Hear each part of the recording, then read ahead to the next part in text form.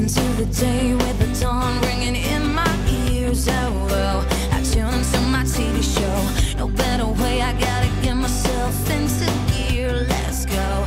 Oh, and I feel good today with my wake up in the morning espresso. I feel good today. It's my feel good breakfast show.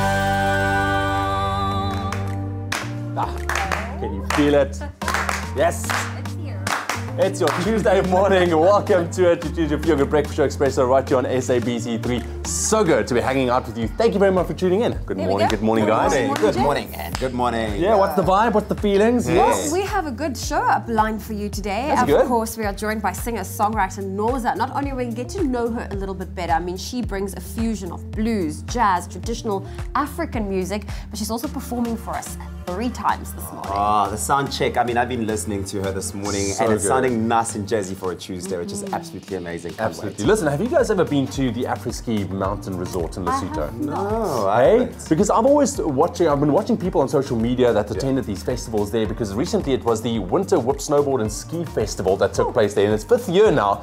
Huge deal, and apparently it was amazing. And I'm saying apparently because I haven't seen any of that, all right? But our cameras have. They were there, and we're going to show exactly what went down as the champions were crowned. That's right. Well, we're taking it to the kitchen as well. We're making a lactose-free Cape Malay boboti. I mean, that's just a yes type of meal, right? I love how excited you get for food, man. It's Well, look, amazing. it's usually the first meal of the day for me. Besides Princess's cake there by the Mac Cafe, that's usually the first thing I eat. So, I mean, that's something to You look should have seen forward this guy off camera yesterday. We made a braai pie, and he just walked past and he took one. And as he went, he took one, and he's like, "Whoa, hang on."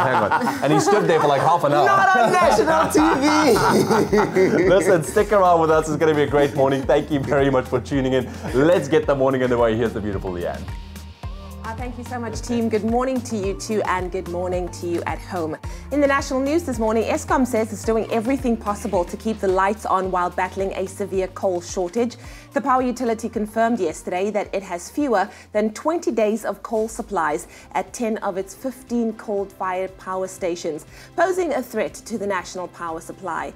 The parastatal says a major supplier owned by the Gupta family had cut supplies as it seeks insolvency protection. Eskom is now trying to secure new contracts with other companies. 90% of the country's power is supplied by Eskom, predominantly by burning coal. Police Minister Bheki Cele yesterday pleaded with parents to be vigilant when allowing friends or even family to have access to their children. Cele was speaking at a memorial service for murdered 9-year-old Miguel Lowe in Durban. After going missing in July, Lowe's decomposed body was found recently just a few meters from the house of the man arrested in connection with his disappearance. The suspect happens to be a family friend. The National Case Officer of Missing Children South Africa, Bianca van Asvegen, says in most cases, kidnappings are related to family members or friends. Now moving further abroad, the investigation that was launched after soccer officials of Ghana was secretly filmed accepting money by investigative journalist Anas Adamayo Anas has resulted in Referees Association of Ghana handing lifetime bans to 6 more referees in the wake of an investigation into bribery. Now 47 match officials have also been banned for 10 years each, while another 14 were exonerated. The world-famous anonymous investigative journalist's motto is name, shame and jail. Anas has won several awards for his journalism, and his investigative work has brought him international fame. And then finally, media in Canada have reported that Coca-Cola is in talks with Canadian cannabis producer about developing marijuana-infused beverages. These would not aim to intoxicate consumers, but to relieve pain. The drinks giant has declined to comment, but said in a statement that they are closely watching the growth of non-psychoactive cannabidiol as an ingredient in functional wellness beverages around the world. Now, cannabidiol can help ease inflammation and pain, but has no psychoactive effect. The news comes as Canada prepares to follow certain US states in legalizing cannabis for recreational use. Well, that was your 6 o'clock news update. Let's get our very first look at what's happening in the world of sport. Ewan has those details.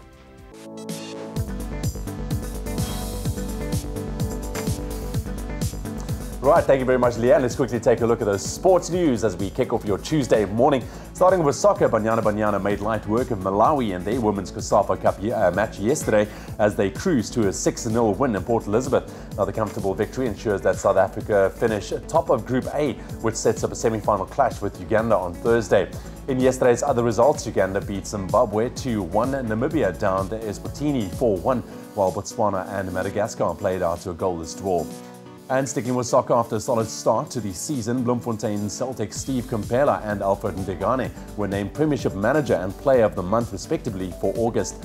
In 4 matches played last month, Celtic claimed 3 wins and a draw, scoring 7 and only conceding 2. There's one Premiership game on the cards tonight as Free State Stars face Kaizer Chiefs, and that kickoff is at 7:30 tonight. Excuse me.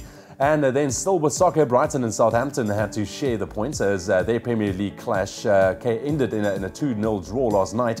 Now, the game looked all but over as the Saints held a 2-0 lead, but a Shane Duffy goal in the 67th minute and a 91st minute penalty snatched a point for Brighton. A new season of Champions League football kicks off tonight as Barcelona host PSV, Tottenham take on Inter Milan, while Liverpool face PSG. That's where we leave your sport for now. We'll bring you those headlines in half an hour's time. Well, thank you for sending through your good morning and your sunrise pictures. We love receiving them. And we just want to say thank you this morning to Navi Chowti, who sent us this beautiful sunrise from Park Rennie in KwaZulu-Natal. If you're in that area today, you can expect partly cloudy but warm conditions, reaching a maximum of 18 degrees. But looking at the rest of your temperatures across the country, Polokwane, your minimum for today is 15, your maximum 36. Mbombela, 18, 41. Pretoria, 15, reaching a high of 35. Sunny conditions in Johannesburg, 13 and a high of 32. Mahikeng, 13, reaching a high of 36. Klerksdorp, 10 with a high of 36. Kimberley, 8 with a high of 30.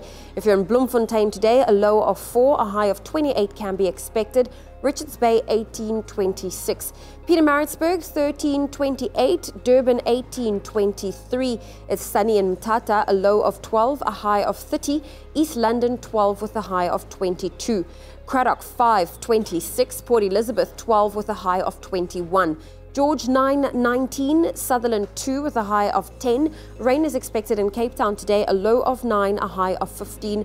Worcester, slightly colder, 4 is your minimum, 13 your maximum. Springbok, 7 with a high of 16. And sunny conditions in Uppington, a low of 7, a high of 26 degrees Celsius. That's where we leave your weather. We'll bring you another update in half an hour. Well, still to come on your Feel Good Breakfast Show, we're going to take a look at how South African youth are actually making money from gaming. Tabiso, gaming. All right. Hey, are they just gaming and making money of it? Honey, they're gaming and they're making money. What a thing to happen. How. Well, also still coming up, we're taking a look at a roadshow that's highlighting entrepreneurship skills. All of this and more in your Feel Good Breakfast Show after the break.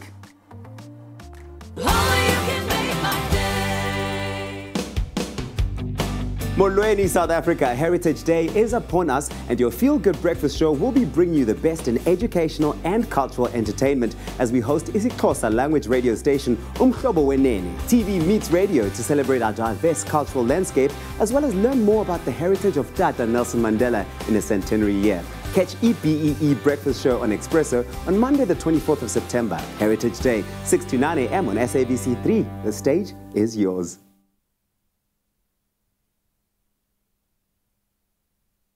Prettier and prettier. Good to see you. You too? You well? Mic test, yes, cheers. Testing, 1, 2, 1, 2. Yeah, I thought I'd put some clothes on for once. Come on. For one. Let's just rock up in a t-shirt. Yeah.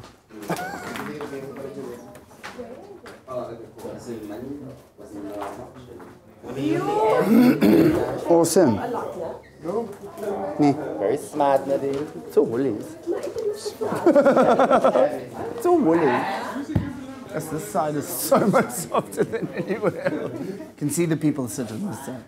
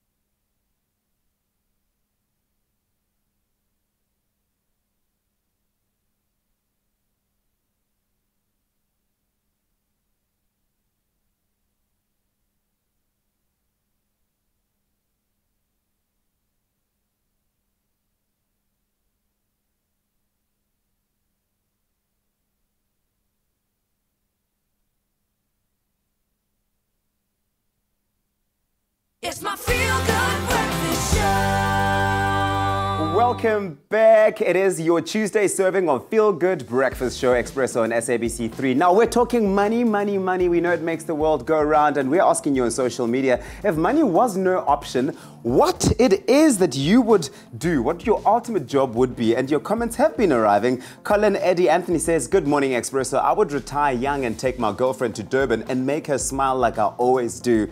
Have a great day. And Donovan Solomon says, good morning, team. I'll be a professional soccer player. Come on, Donovan. Something tells me you'd make lots more money there. Ndumiso Smith says, I would be a vet for wild animals, and when I'm free, be a landscape photographer.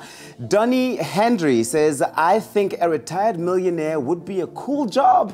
Until then, I'll be a preschool teacher. What do you think? What would you do? What would your ultimate job be if you were not worried about money? Let us know. #Expresso.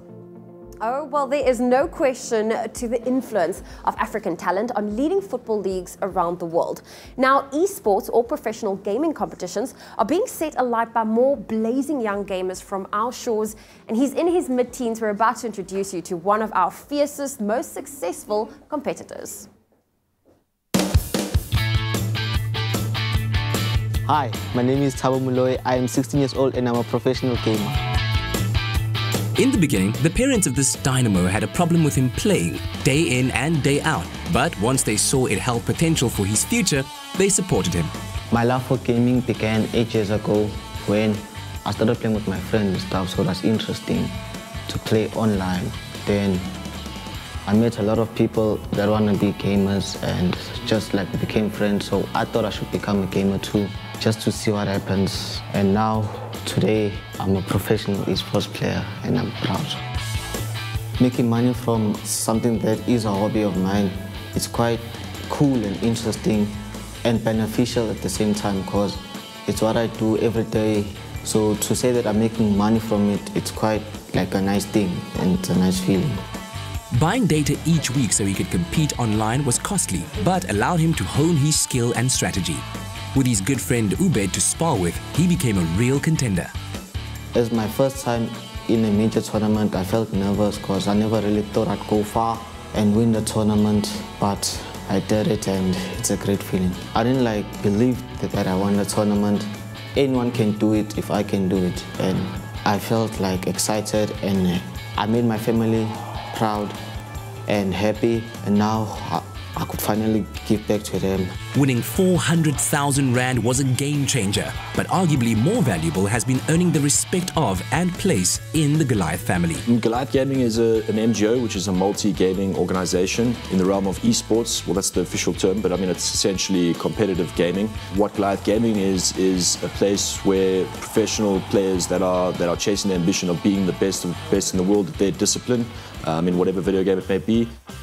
What motivated us to sign Thabo is quite simple. We've always prided ourselves in trying to get the best possible talent that we can, and there's no other reason than him winning the most previous and prestigious tournament. It was the VS Gaming Festival tournament, which got him a spot overseas to compete against the world's best. And I mean, the rest is history. He managed to win that competition, upset a lot of really, really good players, and I mean, it's as simple as that. Generally speaking, we are a little bit behind. There is a certain skill gap between us and the overseas talent. But I mean, most recently, one of our FIFA players, Julio, competed against the world's best in the FIFA Global Series playoffs and actually managed to beat one of the world champions. And it kind of brought light to the fact that I think our FIFA community in South Africa is really, really up there in comparison to the rest of the world. What motivated me to pursue a career in esports is basically my love and my passion for football. I play real football, so just to do that on the virtual side of things and to compete against top players and to use or to control these virtual players is just outstanding, because the love of the game will always be there. The journey has been absolutely amazing. I think to be included in a family like Goliath Gaming is something special and completely unique. I've been overseas and I've qualified. I've been top 15 in the world, qualified for Amsterdam, where I've played in the Global Series playoff, the FIFA World Cup. I beat the two-time world champion. That for me is something absolutely amazing. It's just something that I cannot explain. My training routine usually consists of playing top players in South Africa. So we train each other skills and tricks on how to get better at the game, so that one day when we face the top players, we know what to do. My goals is to finish school and finish my university and become an IT specialist, and maybe one day I could win the World Cup. To the names Khadebe, McCarthy, Weir and Drogba, another kind of African footballing legend may soon be added. Now, being prepared for the rest of your life is a lifelong commitment, and as a youth, it's most advantageous to equip yourself with as many options as possible. Now, if you missed the Student Entrepreneurship Week events last month, then listen up, because the Entrepreneurship Development in Higher Education is collaborating with 13 of South Africa's most rural universities to further provide a one-day roadshow to each of these institutions. And to tell us more, we're joined by Pride Factor's MD, Dean Buerta, with all of the information. Dean, morning! Good morning. Look at you. Are you usually the suave and like James Bond-esque so early in the morning? Isn't everyone at 6:15 in the Yeah, morning? well, we woke up like this, hey? People just don't know it. Oh, so good to have you this morning. Wonderful to be back here, and thank you. You're doing some great things. Tell us more about the EDHE or Eddie Roadshow that you're busy with. Thank you. Again, yeah, the Eddie Roadshow is the SEW 2018. So it's the Student Entrepreneurship Week 2018. Okay. We're doing a countrywide tour starting on Thursday this week. Yeah. And we're running around to 13 universities, some very rural and some not so much. Yeah. And we're taking entrepreneurship in a edutainment sort of way with the partners, and just making it fun and available and approachable for everyone to be involved. And what is the theme this year? The theme this year is Student Entrepreneurship, the best of both worlds. Oh, wow.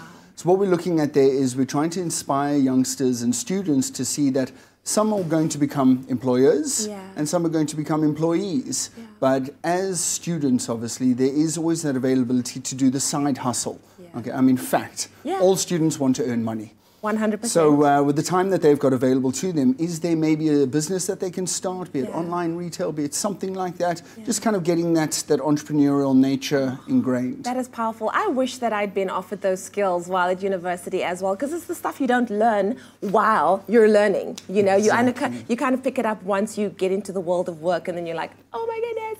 And it usually comes through trial and error. Exactly.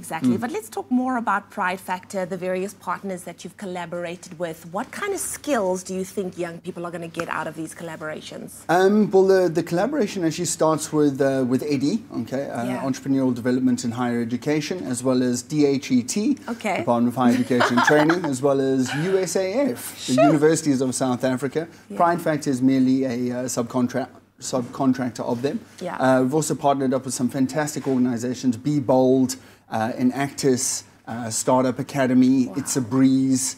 And then we've got the wonderful folks at Renault driving us all over the country. So it's a full collaboration of all the wonderful partners involved.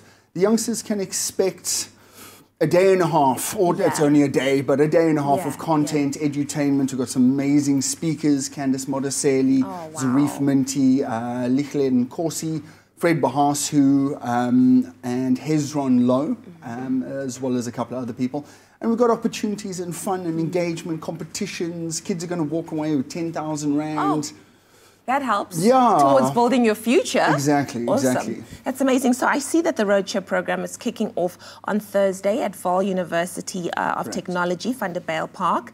What other universities are going to be coming up after that? We're starting off, in the Vaal, and then we're going to UKZN. That's that area. So I'm not going to list them all, Of but course. basically we're going down to Vaal, then back into Joburg, then we're going to hit the KZN area, then we're going down to the Eastern Cape, stopping off in the Free State, going to go and recharge the batteries for a second in Gauteng, then going up to Limpopo, up to Polokwane, and then back down to ending off on the 10th of October at the University of Pretoria. Wow, this really is a labor of love for you, hey Dean. Like, it's such a passion I project. love it. Does it come through? It does come through 100%. Yeah, so very, very excited. And to anyone out there who wants to follow us around and see what's going on, or more importantly, get involved, hashtag SEW 2018. Wonderful. That's There it us. is, short but sweet. Thank you so much for being here. Thank you so much for what you're doing. You are definitely empowering the lives of so many young people, and it's invaluable what you're doing. It's amazing.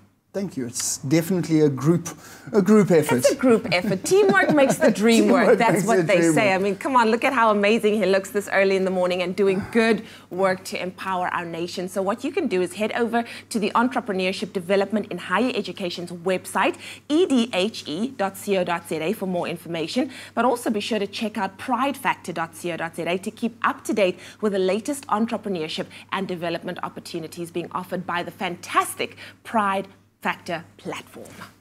Oh, Dean is making us feel a little underdressed today. Dusty and everything. Very pride, handsome. yes, Well, yes. we're taking a quick break. When we get back, we're going to get to know our performer, Noza. She's a singer, songwriter. We're going to get to know her a little bit better through a game of rapid fire questions. Absolutely, and then we're also going to bring you all the highlights from the Winter Whips Snowboard and Ski Festival that took place recently at the Afri-Ski Mountain Resort there in Lesotho. They're now in their 5th year, and the champions were crowned. All those highlights heading your way after the break. After I get my cup of coffee, Princess, thank you very much.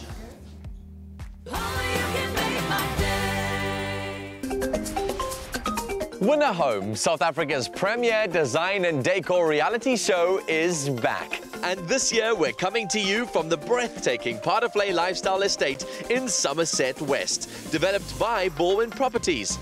Follow 3 talented design duos as they transform 3 white box penthouse apartments into fully decorated luxury homes, one of which you could win. My name is Koketo Marole. My name is Rekupile Belebesi. She saw me, I saw her.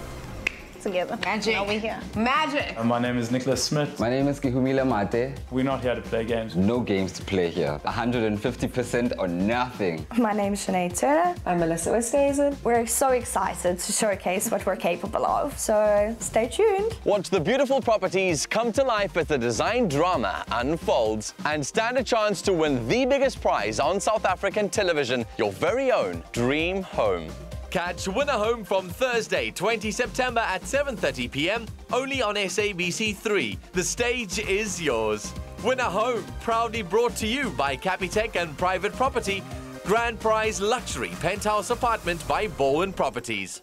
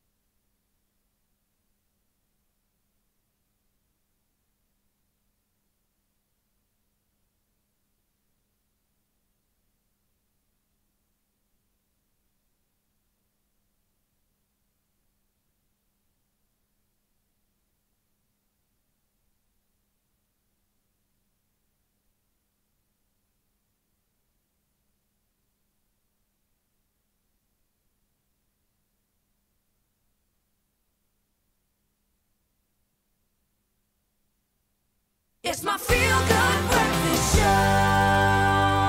Welcome back to your Feel Good Breakfast Show on a Tuesday, and I'm hanging out with Noza in the studio this morning. Hello. Okay, they usually clap. They usually clap when cats are around, but that's okay. Noza, all right. welcome to the Expresso Show. Now, I mean, as you know, Impilo Siswami gets so fast these days. There's always something happening, and there's not enough time to get to know someone. So what we've done is we've decided to put together questions here. You got 60 seconds to get our Expresso viewers getting to know you a little bit better. It's called the rapid fire questions. Are you ready for that sort of thing? I think so. Oh, a queening and ready. All right. Can we have the clock on, please? Ooh. All right. Celebrity crush. Oh my goodness. Maps. Maps. Mapunyani, last person you called? My man. If you could perform anywhere in the world. Oh, it would be in New York. Your biggest fear? Heights. Favorite meal of the day? Oh, Steak and veggies. The last time you cried? Last night. Late nights or early mornings? Early mornings. Do you snore? No. Instagram or Twitter? Instagram. Favorite day of the week? Monday. Writing or typing? Writing. Favorite TV program? Expresso. Ah, what's for dinner? I would say pop and place. Favorite song?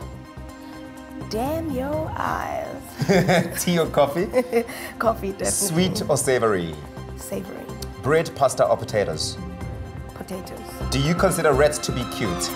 No. Ah, time up. Okay, well, you did well. 18 out of 20 questions.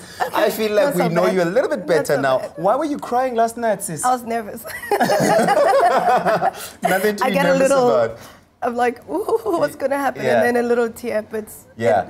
it's just excitement. Yeah, excitement. But you've done so well. In fact, I read somewhere that you performed in Mozambique at the Strap Festival. I mean, you were one of the highlight performers there. Were you nervous to do that? Did that make you cry when you did that? I'll tell you something. It's always this.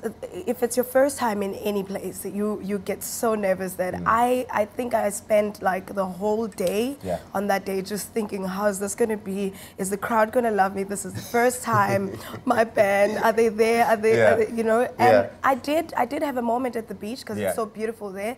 I had a moment at the beach. I sat there around 3 in the afternoon and I just cried. I had a friend of mine with me. He's like, come down, you're gonna be okay.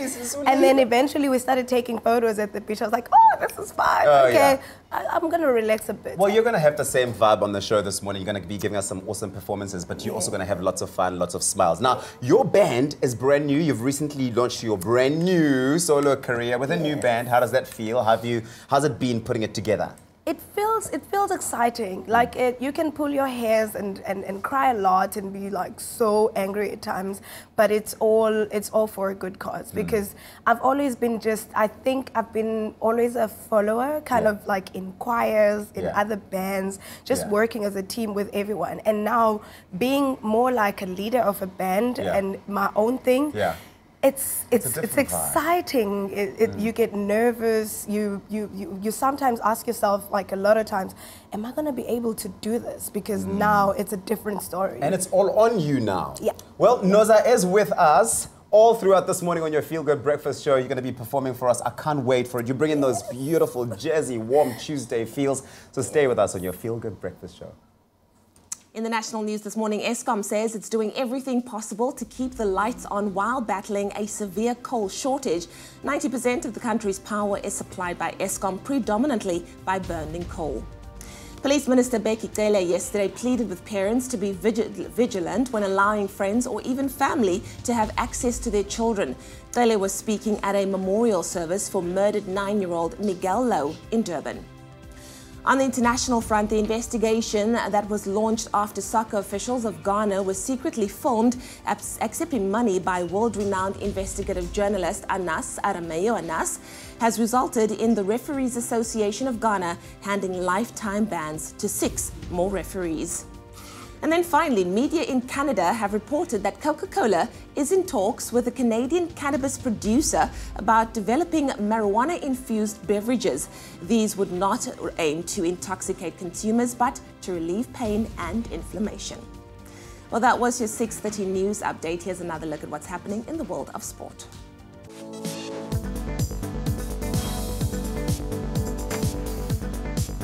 Taking a look at those sport headlines very quickly. In rugby news, the Springboks' history-making victory over New Zealand this past weekend has moved them 2 places up to 5th on the latest Rugby World Rankings. And over to soccer quickly, Banyana made light work of Malawi in their Women's COSAFA Cup match yesterday as they cruised to a 6-0 win in Port Elizabeth. Then after a solid start to the season, Bloemfontein Celtic Steve Kompela and Alfred Ndegane were named Premiership Manager and Player of the Month respectively for August. And Brighton and Southampton had to share the points as their Premier League clash ended as a 2-2 draw last night. Tonight, though, the Champions League returns as Tottenham take on Inter Milan while Liverpool face PSG. That's a quick roundup of your sport headlines. I'll expand on those stories at the top of the hour.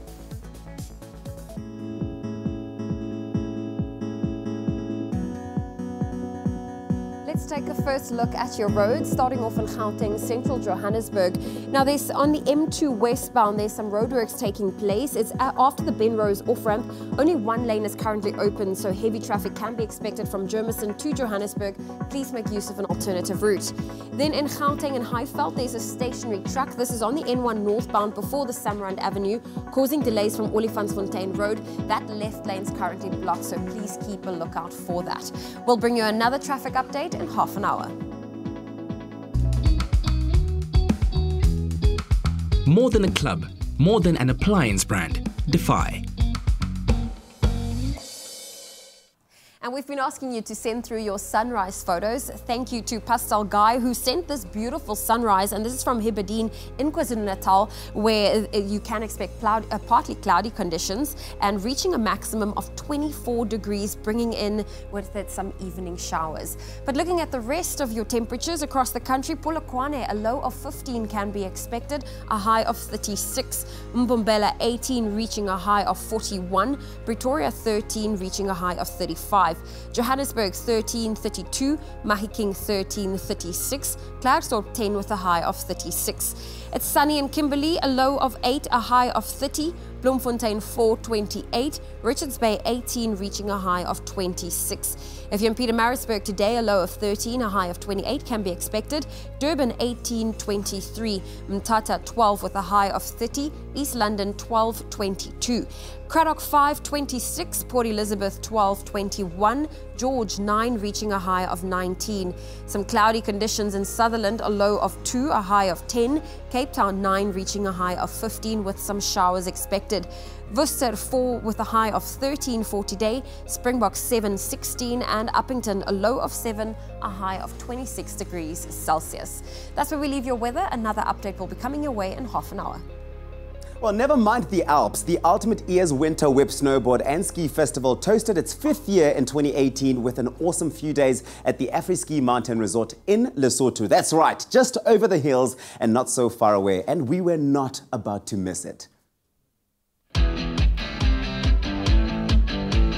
The 4-day event welcomed snowboarders and skiers from the world over to participate in the slopestyle competition and the African chapter of a global winter culture of fierce fun and competition.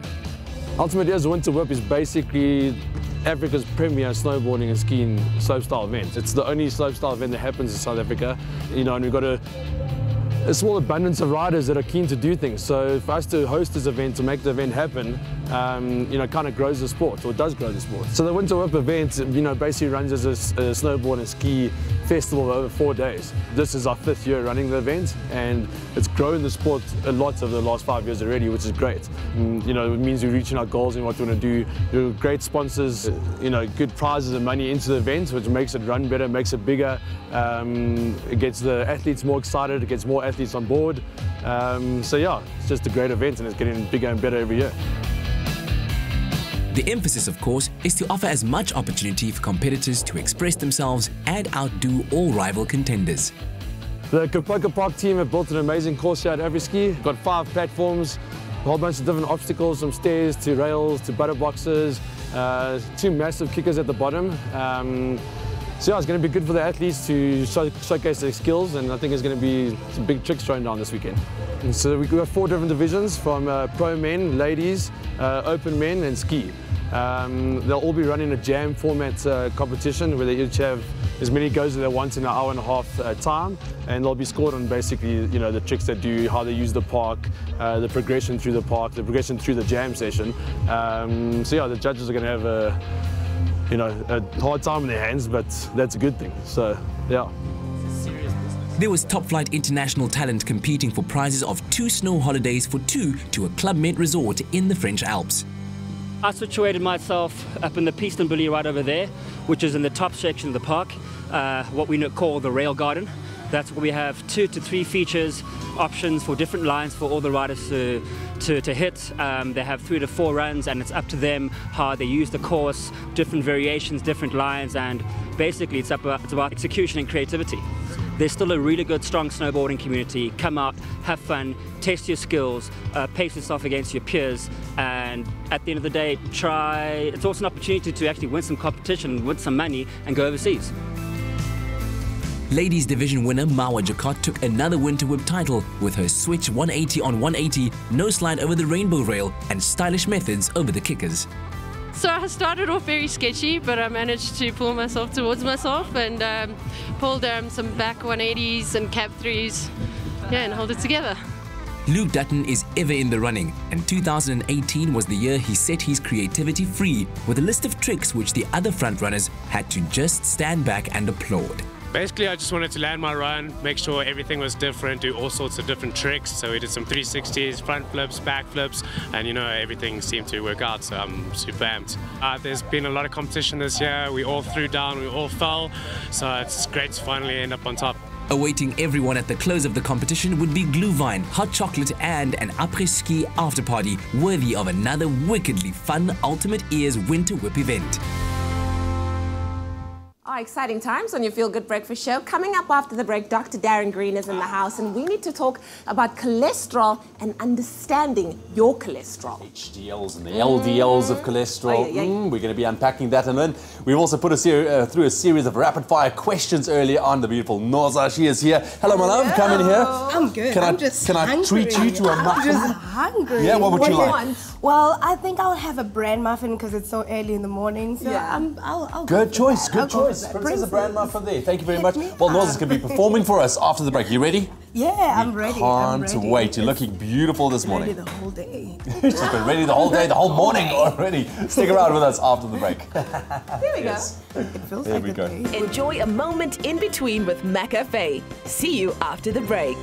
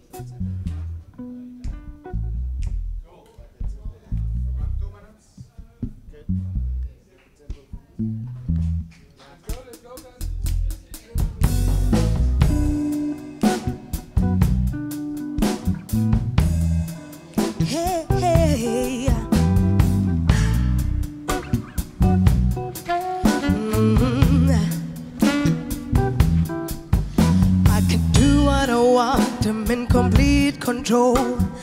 That's what I tell myself. I've got a mind of my own. I'll be alright alone.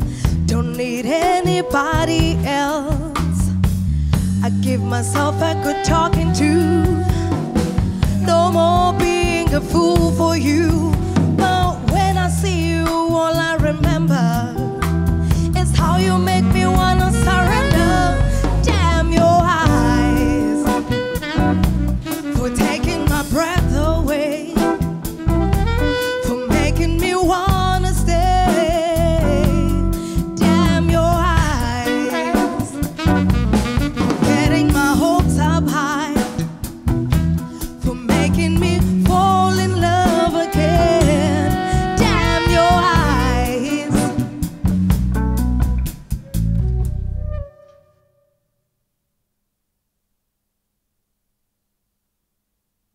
It's my Feel Good Breakfast Show.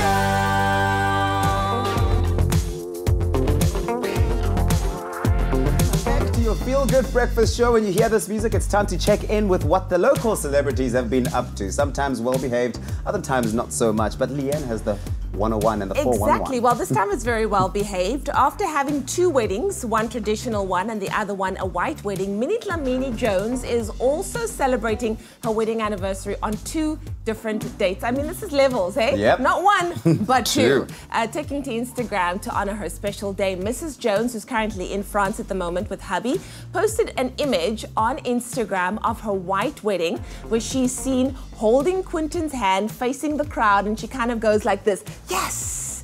I think that's probably the moment where he said, I do, and then she's like, I have him! And then she captioned it by saying, I'm such a weirdo. It's my first anniversary, y'all. Hashtag the Joneses, hashtag Mrs. Jones. She captioned the picture. Now, Minnie Dlamini and her husband, Quinton Jones, had their white wedding on the 8th of July in a very fairy tale ceremony. I mean, it was gorgeous. She looked amazing, which was then later televised in a 3-part series. So, yeah, I think this day will forever remain one of her most amazing moments in her life. Absolutely, and she looked gorgeous. I mean, it was a beautiful wedding, and I wish them all the best in their marriage. Stunning. Well, everybody's getting married. Minnie's getting married. You're getting married. Really? Skolopart is getting married. Skolopart's getting married? Skolopart, believe it or not, is getting married. Now, Skolopart was engaged on Saturday, and she shared the exciting news on Instagram, saying that he surprised me by booking a boat cruise for my friends and I. He then asked the right question at the right time to the right person. I am happy to be wife number 2 to a Swati man. Now, the controversial star says that she and her fiancé have been dating for 6 months, and they met at an event where she was performing. And she goes on to say, what I like about him is that he approached me before I performed, meaning that he fell in love with Nontlantla and not Skolopart. Now, she's also, you know, hasn't posted any pictures of her husband-to-be. She says that she's not sharing the images of him as he is antisocial. I don't know what that means. Okay. But yeah, the 34-year-old has previously spoken about how she prefers to date married men. And I suppose she's found herself a married man. Okay. There we now go. the question is, what will the wedding dress look like? Will it be plastic? Will it be made out of meat? Will it be made out of some kind of other material? I think she's very much into her meat. Will I mean, she the lie last on the floor She in her definitely wedding will dress? do that. I mean, what is a Skolopart appearance without lying on the floor? But I think her dress might easily be something to do with minced meat. Something like that. In fact, yeah. In fact? Yeah, I think no. I'd rather not say anything more. Listen, you must tell the people. You must tell it. Give the people what they want, Tabby. So give the people what they want. Wow, there's some entertainment news for you right there, isn't it? Seriously entertaining. Wow, crawling on the floors and whatnot. Anyways, listen, before we do anything else, we would like to say thank you to all of our viewers, including Nashant, Marlene, Adrian, Robert, and also Jacob, who have already donated in helping Expresso make a difference in the lives of children with cancer. Now, we're helping CHOC raise funds towards buying a new CHOC Pretoria home away from home. And every day, CHOC supports brave young kids and their families battle cancer, improving the well-being and the quality of care through a wide range of services and support. Wow, they are doing phenomenal work, that is for sure. Now, SnapScan makes it very easy for our Expresso family to donate. All you need to do is download the app, scan the CHOC Pretoria Home QR code, and donate. As simple as that. That is simply really that easy. Now, the SnapScan QR code, it will be visible on screen for the next hour, available for you to scan and help us make a difference. And for more information and all of those details, you can always visit our website, expressoshow.com. Every day that brave young kids and their families battle cancer, the CHOC Childhood Cancer Foundation supports them. And here at Expresso, we'd love you to help us fund their newest CHOC home in Pretoria. SnapScan makes it easy to donate. Download the app, scan the code, and donate. For more details, visit the Expresso website. Well, it is that time of the year again when our favorite, rather not year, week, hello, imagine you visited us once a year. And of course, our favorite doctor is in the house, and he's got some health tips for us all. So we want to say a very big good morning to Dr. Darren Green, everybody, looking absolutely amazing, so suave, so debonair. Oh, how is life? Thank you. Life's good, isn't it? Excited. I'm happy. I'm very, very happy. So September is Heart Awareness Month. And of course, we all need to be more aware of how we're taking care of our heart and heart health. But what health hacks do you have for us this morning? Yeah, I thought in the theme of heart wellness, I think we all need to know a bit about cholesterol. Yes. So there's just so much information out there. People don't know about cholesterol. And I think it's important that we start off by saying cholesterol is essential for health. Of course. We actually need cholesterol, and what people don't know is that the cells, whether they're in the eye or whether they're in the gut, They need cholesterol in their membranes, for example, and it's an essential part of health. The problem comes in understanding the good and the bad. Yes. So the good cholesterol, obviously, we need to know about, and that's called HDL, yes. high-density lipoprotein. Okay. And the bad one, the loser one with the devil's horns on loser, is the low-density lipoprotein. Yeah. And what we need to do is make sure that the check and ratios and balance in our diet of these two are correct. So how do we begin to do that? How do we begin to make sure that our cholesterol levels is at a healthy level? Some practical tips. I think the first one that you need to know about is exercise. Of course. And how much exercise is enough? Well, the guidelines are 30 minutes a day for 5 days a week. Okay. Now, that doesn't mean you have to go to gym for 30 minutes a day. It means 150 basically minutes a week. Okay. And that could be anything from walking, it can be running, it can be, you know, having a social walk Taking in the the mornings. stairs as opposed to the lift. Correct. Yeah. And 30 minutes goes by like that. Think about social media and how long you tweet and you know, how quickly those 30 minutes go. Yeah. And that's quite important. So exercise raises the HDL, which is the good lipoprotein.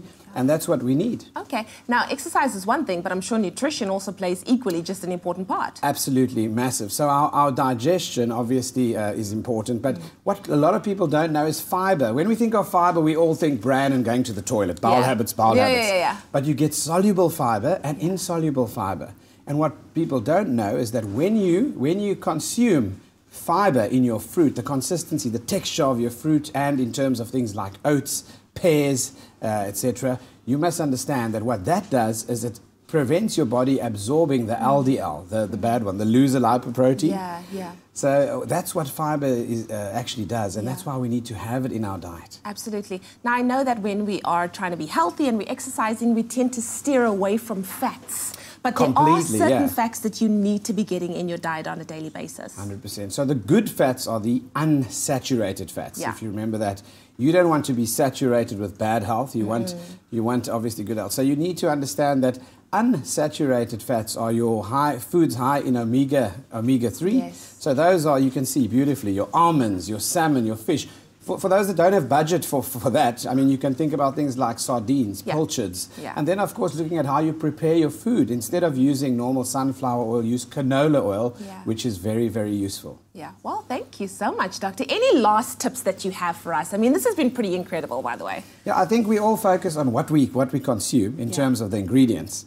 Is it good or is it bad? But we forget that we can take healthy ingredients like broccoli and asparagus, and we can prepare them in a way where we actually do more damage than harm by how we prepare it. Yeah. So when you're using the amount of oils that you're using, be aware of that. Be aware of the fact that not everyone can use the same kind of product. Yeah. But remember that obviously canola oil is very high in omega-3, and obviously it's got the lowest saturated, which is the bad fat, the lowest saturation fat content of all the cooking oils. Wow.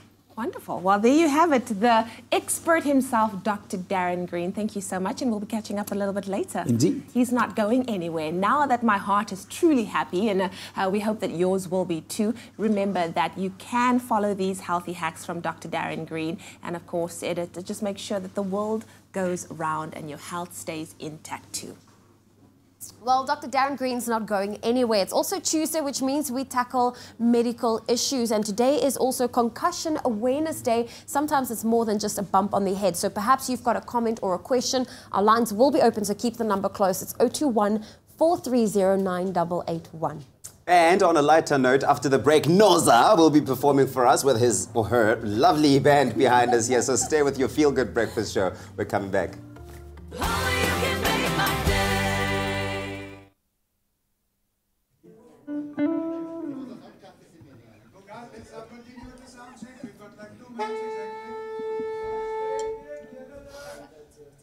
Same one.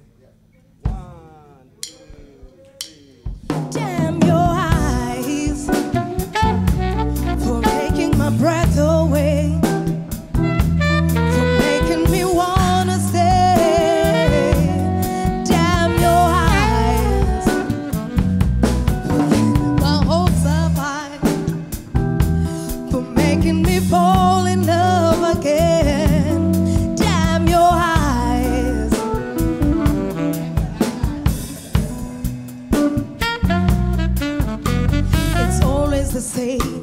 You say that you change, somehow you never do. I believe all the lies that look in your eyes, and it all seems true. I guess I see what I wanna see, or is it my heart deceiving me? 'Cause when I see you, all I can tell is how you get me under your spell. Damn your eyes, for taking my breath away, for making me wanna stay. Oh, damn your eyes, for taking my breath away, for making me fall in love again. Damn your eyes.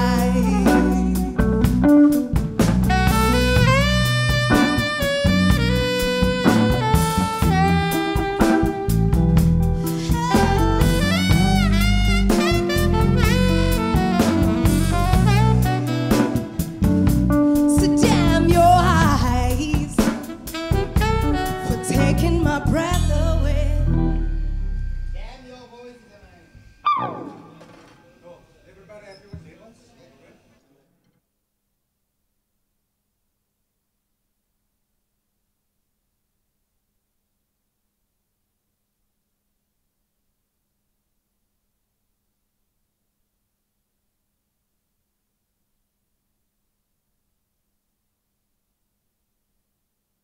It's my feel-good breakfast show. Welcome back. You're tuning into your Feel Good Breakfast Show, Expresso, right here on SABC3. It's your Tuesday morning. Thank you very much for choosing to tune in with us. Nice to hang out with you, ladies.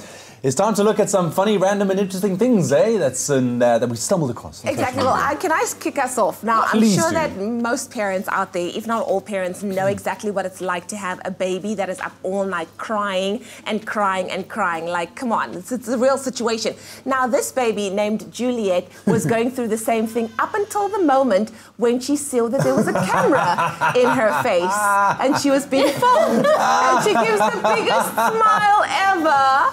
And just like, oh my goodness, that is my camera-ready moment. That is a and it was so future- awesome that it just turned off the screen as well. Future TV presenter right there. awesome. Doesn't matter how you feel, doesn't matter what you're going through. When the cameras roll, you're there. It's amazing at that young age how they know how to manipulate you. I love that. I just think it's like, ooh, something new. Look, what is that? The red lights? That's baby new. Listen, talking about toddlers, and you know that shopping with toddlers can be a challenge, all right? Especially when the tantrums start. You know, you don't give them the sweet that they really want from the aisles, and they get bored and they stop. You know, it's a we know mess. nothing about that, Zoe and I. But I'm telling you now, We'll it get there is. one day. But it trusted Dad to come up with some interesting and funny, weird hack to get the shopping done. So check this baby is a toddler named Nick. He's wearing a snowsuit, and this baby is loving being carried around just like that. Oh my well done, Dad. How adorable. You see, Dad to come it's up with called something like that. distraction. Definitely. I love it. Well, speaking of a distraction, there were some beautiful photographs taken by Chris and Christy Photography about a wedding that took place at a zoo, but they had a very, unique visitor watching them say their nuptials. And this photo bomb was from a Russian grizzly bear, and it's just taken a lot of people by surprise. Look at those photos. It's like the bear's like, really? You chose him? You chose This bear him? is like so confused right now. This grizzly bear was just, there for every moment, not missing a beat. It's like, oh, I can't deal with this human stuff. Oh, man. I can't. That is hilarious. But how cool are those wedding photos? I love it though. Very cool. Listen, that is going to go down. They're going to look back at those forever and ever. And you're like, wow. Thank you very much. I think those are cool stories, man. So good. We were researching so much. Absolutely. I know you were up until wee hours of this morning. Yep. So, but you can let us know if you've been scurrying the internet, which video hashtag or stories caught your attention online, and feel free to share your thoughts with us online on our Facebook page, also on Twitter using that hashtag Expresso Show. Should we do some music? Yes, that'd be great. Let's do some music. Yes. Oh, it is an overload of cuteness with those What's Trending videos. But now, the thing we've been teasing you about all morning, Noza is here performing for us. It's called Damn Your Eyes. She's performing this alongside the band that left everybody at Strab Festival in Mozambique selfishly gasping for air. Take it away. Thank you.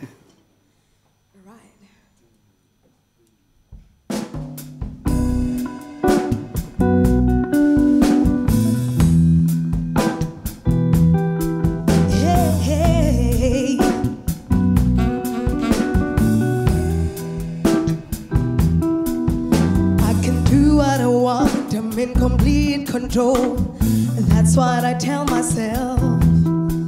I've got a mind of my own, I'll be right alone. Don't need anybody else.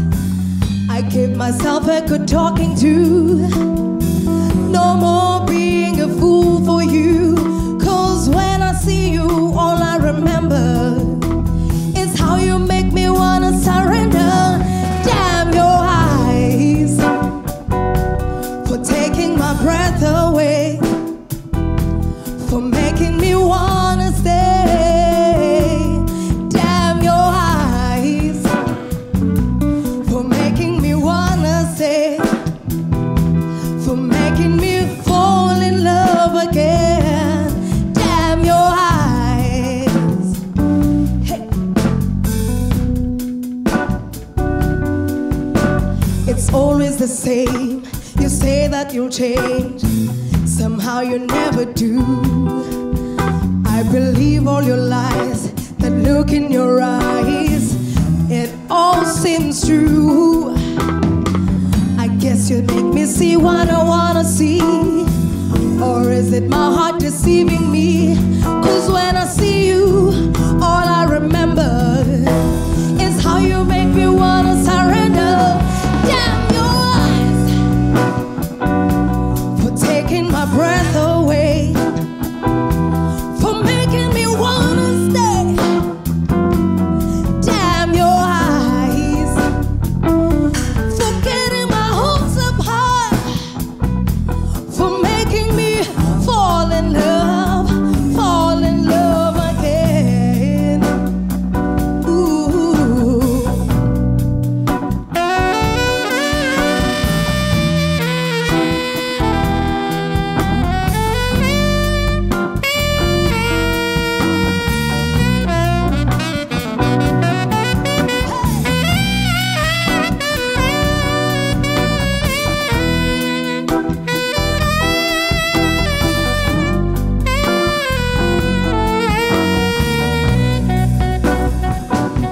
So damn your eyes for getting my hopes up high, for making me wanna stay. Damn your eyes for getting my hopes up high, for making me fall in love again and again and again and again. Damn your eyes for making me wanna stay, for taking my breath away. Damn your eyes for taking my breath away, for making me fall in love again. Damn your eyes.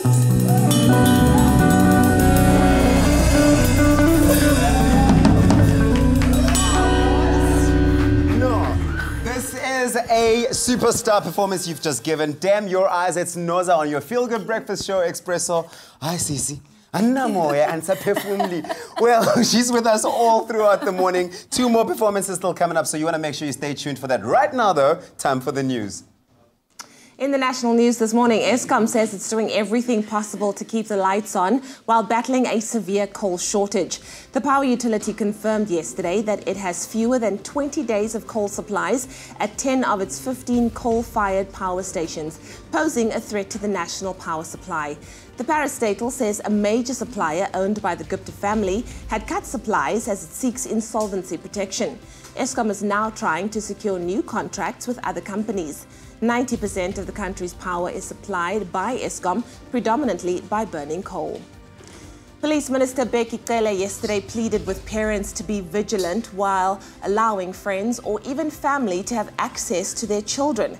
Cele was speaking at a memorial service for murdered 9-year-old Miguel Lowe in Durban. After going missing in July, Lowe's decomposed body was found recently just a few meters from the house of the man arrested in connection with his disappearance. The suspect happens to be a family friend. The National Case Officer of Missing Children South Africa, Bianca van Asvegen, says in most cases, kidnappings are related to family members or friends. Now moving further abroad, the investigation that was launched after soccer officials of Ghana were secretly filmed accepting money by investigative journalist Anas Arameo Anas has resulted in the Referees Association of Ghana handing lifetime bans to 6 more referees in the wake of an investigation into bribery. 47 match officials have also been banned for 10 years each, while another 14 were exonerated. The world-famous anonymous investigative journalist's motto is name, shame and jail. Anas has won several awards for his journalism, and his investigative work has brought him international fame. And then finally, media in Canada have reported that Coca-Cola is in talks with Canadian cannabis producer about developing marijuana-infused beverages. Now, these would not aim to intoxicate consumers, but to relieve pain. The drinks giant has declined to comment, but said in a statement that they are closely watching the growth of non-psychoactive cannabidiol as an ingredient in functional wellness beverages around the world. Cannabidiol can help ease inflammation and pain, but has no psychoactive effect. The news comes as Canada prepares to follow certain US states in legalizing cannabis for recreational use. Well, that was your 7 o'clock news update. Here's another look at what's happening in the world of sport. Ewan has all the details.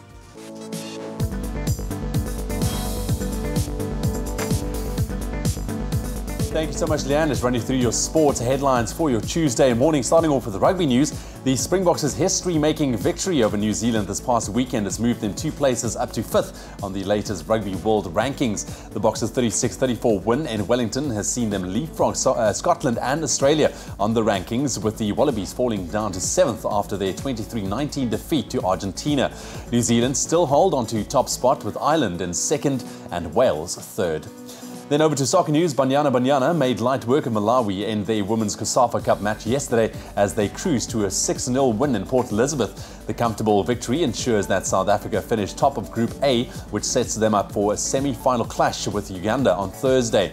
In yesterday's other results, Uganda beat Zimbabwe 2-1, Namibia downed Eswatini 4-1, while Botswana and Madagascar played out to a goalless draw. Then staying with soccer, after a solid start to the season, Bloemfontein Celtic Steve Kompela and Alfred Ndengwane were named Premiership Manager and Player of the Month respectively for August. In 4 matches played last month, Celtic claimed 3 wins and a draw, scoring 7 and only conceding 2. There's 1 Premiership game on the cards tonight as Free State Stars face Kaizer Chiefs, and that kickoff is at 7:30 tonight. And still with soccer, Brighton and Southampton had to share the points as their Premier League clash ended as a 2-2 draw last night. The game looked all but over as the Saints held a 2-0 lead, but a Shane Duffy goal in the 67th minute and a 91st minute penalty snatched a point for Brighton. A new season of Champions League football kicks off tonight as Barcelona host PSV, Tottenham take on Inter Milan, while Liverpool face PSG. And that's where we leave your sport for now. We'll run you through those headlines once again in half an hour's time.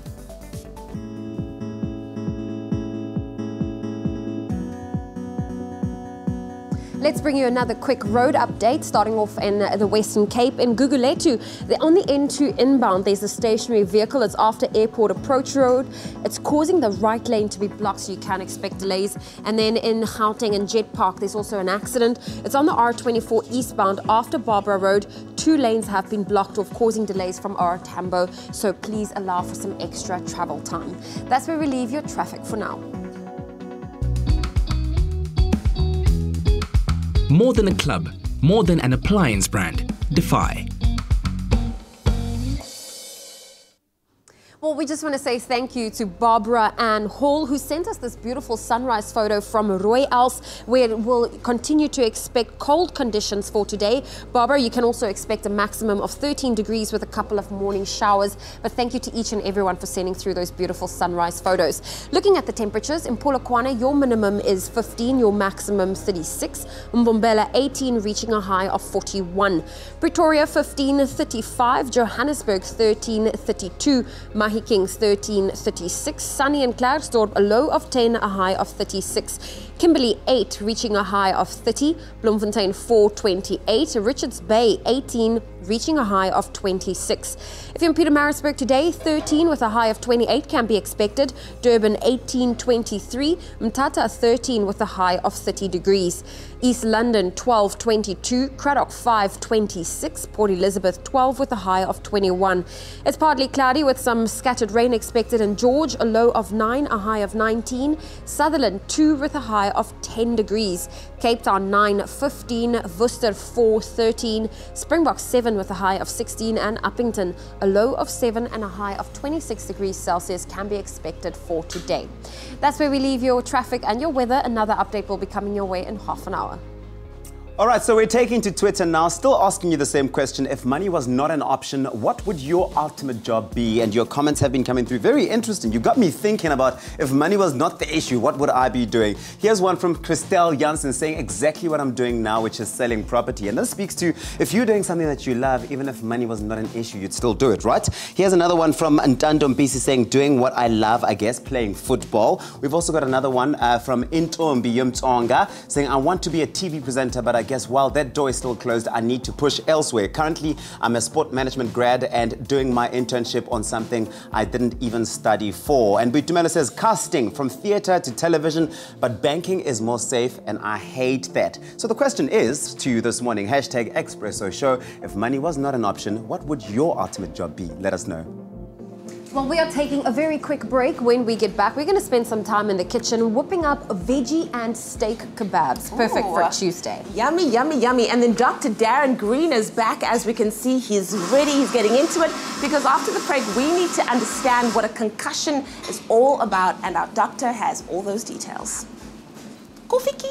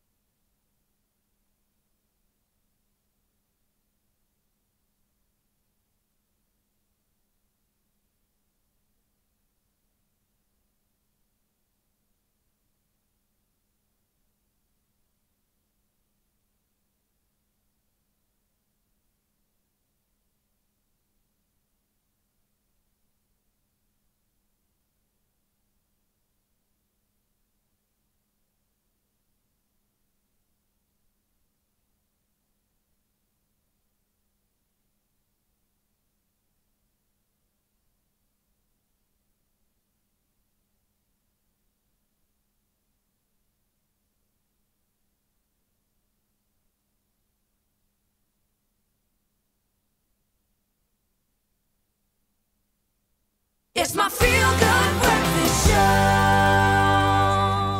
Welcome back to your Feel Good Breakfast Show. It's Expresso right here on SABC3. Sorry to be so harsh. Your tablet there. Give you a concussion. Anyway, sometimes it's more than just a bump on the head. Concussions stand out as the single most common type of traumatic brain injury. Now, Friday is Concussion Awareness Day, and of course, seeing that it's rugby season, we just want to say well done to the Bokke as well. Yes. We are joined this morning by the trusted Dr. Darren Green, who unpacks everything we need to know about this head trauma. And of course, if you have a question or if you have a comment, you can call us on 021-430-9881. Whenever I think of concussion, I do tend to think of like people that play those hectic contact sports, like rugby players, hey? Because I mean, I'm sure it's like a thing for them. Yes, but everyone thinks concussion can only happen in sport. It can happen when someone has a fainting episode in the shop or in the supermarket. Oh, wow. And they fall to the ground and bump their head. It can even happen innocently when you get tripped and fall in a mall. So, so many different areas. Because that was my first question to you. What exactly is a concussion? 100%. So the Latin word concutere means a shake of the brain. Okay. So you know your brain is housed in the skull. Yeah. So you've got the brain floating around in the skull in this confined space with fluid around it. Yeah. So what happens with concussion is you have an acceleration or deceleration injury, which means if the skull itself, the bone, is stopped suddenly or bumps into something, the brain inside that is still a little bit in a suspended floating medium moves forward and backwards. You can then have a coup, contra coup injury, or it can twist, or the tissue of the brain, which is like a sponge, with that high velocity that suddenly stopped, can actually stretch the sponge and go back to normal. Wow. So you can shake the brain, you can stretch the brain, leading to different types of injuries and so forth. But generally, it's the shaking of the brain that leads to a temporary neurological deficit. Your function of the nervous system is affected temporarily because of that shaking. Yeah. I suppose my experience of a concussion has to be of the many different soapies I've watched. The Bold and the Beautiful, Days of Our Lives, you name it. Every time someone suddenly doesn't remember a thing, they go, I had a concussion and I don't remember what happened. Memory loss. We've established that that's not quite it. But what are the signs of a concussion when you do have one, or when someone has had one? Yes, so they can differ depending on the velocity or the degree of energy that's transferred during the concussion. Yeah. So, 180 kilometers on a motorbike, when you come off that and have a concussion, is different to a 60-kilometer accident, for example. So dependent on the velocity, but also dependent on the age of the person. Remember that our anatomy differs as we get older in terms of flexibility of the neck, in terms of the suppleness of your muscle, etc., your tone. Long of the short is, so you get basically alterations in your level of consciousness. Sometimes you can lose consciousness after the big bang or the knock, falling off a jungle gym in children. Sometimes they could just be confused, disorientated. So you have the level of consciousness issue. Then you have the balance issue where people are giddy and they can't walk properly. And then you have the behavioral issues as well, where they're just acting weird. I mean, I'll never forget at first team's level at Grey, one of the guys got concussed and started eating the grass. He thought he was a cow. Oh, what? Oh, wow. So confusion and really out of it. So that temporary, those symptoms are hectic. Nausea, vomiting, blurry vision, a double vision, all that associated obviously with things like persistent headaches, etc. as well. So quite a range of symptoms that you need to be aware of. Yeah, wow, thank you so much. Well, Dr. Darren Green's not going anywhere. We're going to continue our talk about concussions, and after the break I want to find out what should one do if you have a concussion. Right, jumping into the kitchen right now, taking a break from our discussion about concussions. We're taking care of your body from the inside out. Now, with National Braai Day on the cards, I can't believe we're at that time of the year already. I'm super excited for that. Helene Meyer back with us in studio to show us how to make something unique on the braai, a veggie and steak kebab on the braai. And we were just talking about the taste of charred broccoli. Lovely. Amazing. Yeah, amazing. Helene, lovely to have you. I love what I'm seeing. Absolutely love what I'm seeing. Yes, I think the simplicity of something sometimes put people off until they've tasted that first mouthful and they realize that every ingredient has its own beauty. Yes. And if you just combine that with a simple flavoring, I'm going to use some olive oil, fresh herbs and lemon. You literally don't need more than that. And especially with something like a matured steak, it doesn't need a lot of sauces or seasoning for one to enjoy it. That's the thing. Same with the fresh ingredients that I've got in front of me. Broccoli, peppers, tomatoes, and then obviously mushrooms has got a beautiful nuttiness to it once it's roasted. So I'm just going to mix all of these together. All right. Use that as a marinade and then skewer them and grill them. So that's as simple as it is. Yeah. And we often use this combination to marinate meat before we braai it, because you don't want to overpower the natural seasonings of the flavors with a lot of other seasonings. And what I love about these kebabs is normally when you go and you go braai, you have your piece of steak or whatever you're putting on and you have a braai broodjie, but it lacks color. And it lacks color, it really does. Everything is brown. Everything is brown, you know, and you need color in your diet, and you can actually incorporate that with regards to a braai as well, and these are the perfect way to do that as well, getting some health in there, and your guests are going to absolutely love it as well. The pop of color on the table. Yeah, and you know, to make it easy, you just use the same marinade for all the ingredients. So yeah, absolutely. The vegetables and the meat, everything has the same marinade. Oh, look at that. I often say if you've got lemon in the mix, then you don't need a lot of salt. You can add a little bit of pepper. I wanted to ask you because I don't see any salt here, which is good. No, you actually don't need it. Yeah. Because a matured steak and the mushrooms, yeah. The mushrooms do add a lot of flavor, so you don't need to overdo it. Yeah. Obviously a little bit of salt when you start grilling it, but I never put salt in a marinade. No, okay, cool. Never. So I'm just going to... And this is just about making your kebabs right now. Listen, very easy recipe, and I love this one because it's fresh and it's definitely something that you should put in your braai recipe for Heritage Day as well. The keyword is Woolworths. SMS that to 33728. That's Woolworths to 33728. You can also find a whole range of different and delicious mushrooms. Ek wil in Afrikaans gesê sampioene. Mushrooms, there we go. And well these done guys, for knowing the Afrikaans word, because you know how many Afrikaans people talk about a mushroom? Really? They don't know the word sampioene. Sampioen. And look at these guys are also great on the grill, just like that. They are fantastic. Some fresh ingredients, some cheese as well. Win-win. Yeah, no, absolutely. That's it. You can even grill them on their own for those who don't want meat. So you can use the same marinade for that. That's the thing. And also very important, I see you just take it out of the packet. I mean, these things are clean. You don't want to soak them in water because they absorb a lot of water. Please don't wash a mushroom. Never wash a mushroom. It's... There. Detrimental to your braaiing. Yeah, I know. You're going to end up with a soggy mushroom. Yes, definitely. No, you will, because they are like little sponges and they just keep absorbing everything. That's it. And I love the fact that you get all these different nutrients via the broccoli, the fiber in there, the lycopene from the tomatoes as well. Everything. Oh, and just listen to that. And I mean, that's going to be quick. It's such, you know, that is the iconic South African sound. Yes, it's I agree. Icon. I think that should be in there. Absolutely.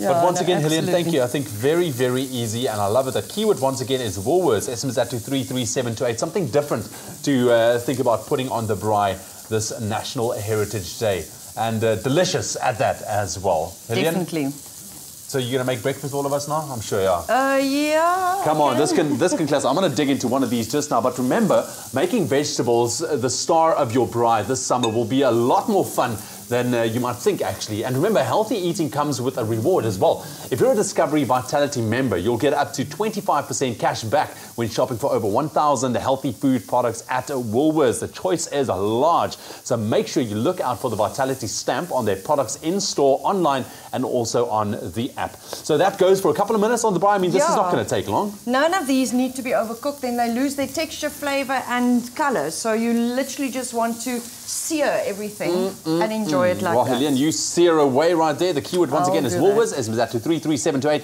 It will be on our website as well, expressoshow.com. Happy braaiing, everyone. All right, so it's a Tuesday and we're still hanging out with Dr. Darren Green talking about a concussion. And the question I want to know now, I mean, things happen all the time, but what should you do if you have a concussion? Yeah, well, often you don't know you've had one. So you're so oblivious to the fact that you've had a knock, you think you're 100%. Just watch any schoolboy rugby game. They just want to get back on there. Yeah. They don't want to miss a game. They want their school honours or colours.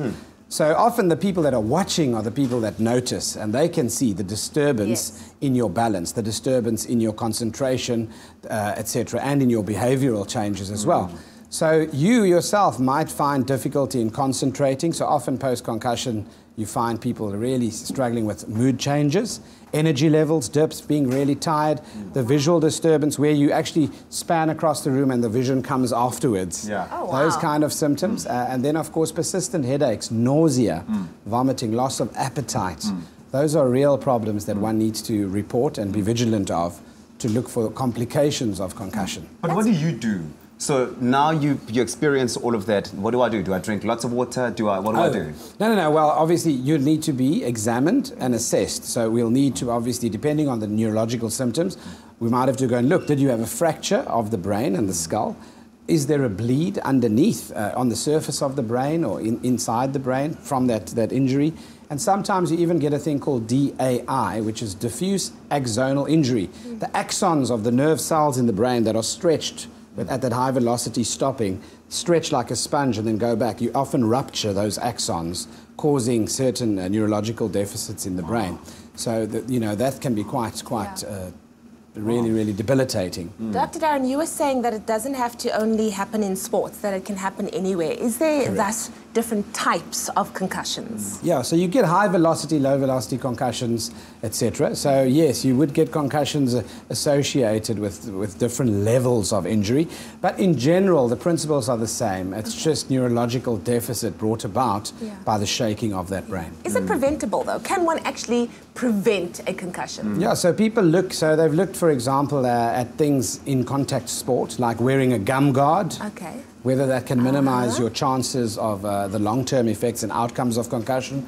We've also looked at scrum caps, for example, with padding around it. But we can't wrap ourselves in cotton balls, cotton wool balls, and it makes it very difficult. There are risks associated with a lot of the contact sports.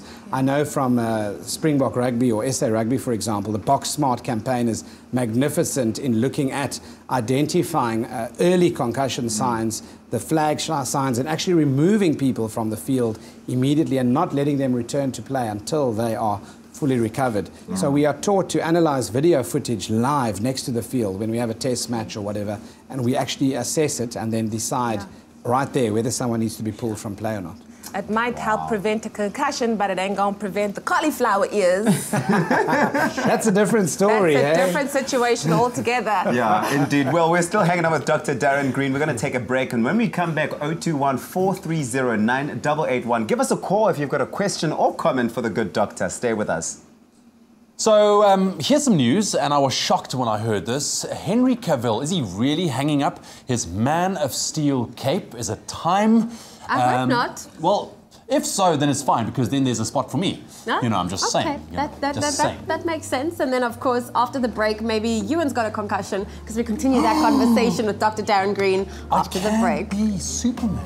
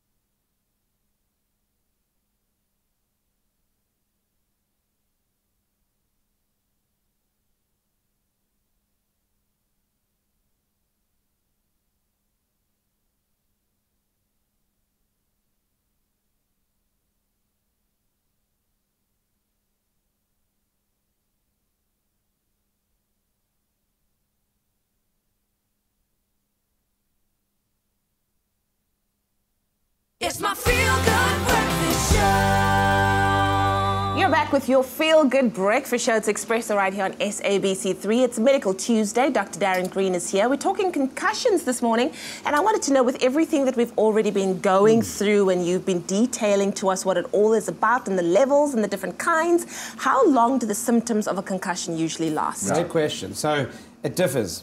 Average, a little bump on the head, 5 to 7 days, and you can be back to yourself. That doesn't mean you can go back to contact sport and playing. There's a certain protocol for that, which I'll get into. But in terms of duration, depending on the velocity, intensity of that injury, it could last months, weeks to months. Wow. And some people develop post-concussive syndrome. Okay. And that in itself is a condition where you have memory loss, persistent headaches, difficulty, obviously, with energy levels, sleeping. Your mood can be altered quite a lot. So we do what's called a graded return to activity and play, where you need to be assessed by someone qualified in the system of recognizing the symptoms, even quantifying certain things. There are various tools out there, neuropsychological testing tools that we use, and that gives us an indication to small differences as to when you're actually improving and you are ready to go back. We often send the kids with a letter to school to let the teachers know that in the classroom, if the child struggles to concentrate, has headaches, etc., they must just be mindful that it's not on purpose, that it's part of the syndrome, and that they might need special concessions around testing time and exam time. We've got a caller. Leanne is on the line for us. Hey, Leanne in Bloemfontein. Leanne. Hello. Hi there. Hi, Leanne. I have a question about all these concussions. I basically have all of the symptoms. I get blackouts. I drink about 16 headache pills a day. I keep having nausea. I lost my appetite every time. So I just want to know, what can I do? What's my next step to fix everything? Sure. Wow. So I take it Leanne's had a head injury of sorts. Have you had a head injury, Leanne? Yes, I was in a car accident about 2 to 3 years ago. Oh, wow. So that's quite a long time. Yeah. So to suffer with persistent headaches after a car accident 2 to 3 years ago is really not normal. Yeah. So she needs to be assessed by a neurologist. She needs to be examined. Obviously, there are quite a few things that one would look at in terms of the character of the headache, the type of the headache. Remember that taking medication as chronically as she is can have with it dire consequences on the systemic health. It can affect your stomach, it can affect your digestion, and so forth. And even obviously things like codeine addiction can affect and make you nauseous and cause constipation and all that kind of thing. So I would recommend, if you have persistent symptoms, that you definitely make your way to a neurologist to be examined and to be checked out thoroughly. Okay, thank you very much. Thank you so much, Leanne. All the best with that. Gosh, 2 to 3 years after the fact, hey? Exactly, that's a long time, you know. And the different types of headaches, you just need to be on the right treatment for the right type of headache, so that we don't end up, abusing medication and the side effects of meds, obviously, as well. Exactly. Well, Yeah, you were saying? I was saying the beauty of it is that there is help, right? There is help. It is, you can get help and be sorted out. Yeah, Correct. Fantastic. We've got one more chat with Dr. Darren Green. I feel like people are now getting into the vibe. You can give us a call, 021-430-9881. He's here to help you, by the way. That's why we have the expert in the house. We're talking concussion, so do give us a call if you have a question or comment. Right, let's quickly take a look at your news headlines. Starting off with your national news, Eskom says it's doing everything possible to keep the lights on while battling a severe coal shortage. 90% of the country's power is supplied by Eskom, predominantly by burning coal. And Police Minister Becky Cele said yesterday pleaded with parents to be vigilant when allowing friends or even family to have access to their children. Cele was speaking at a memorial service for murdered 9-year-old Miguel Lowe in Durban. Making international news this morning, the investigation that was launched after soccer officials of Ghana were secretly filmed accepting money by world-renowned investigative journalist Anas Aremayo Anas has resulted in the Referees Association of Ghana handing lifetime bans to 6 more referees. And media in Canada have reported that Coca-Cola is in talks with a Canadian cannabis producer about developing marijuana-infused beverages. These would not aim to intoxicate consumers, but to relieve pain and inflammation. We'll bring you more of those stories at the top of the hour.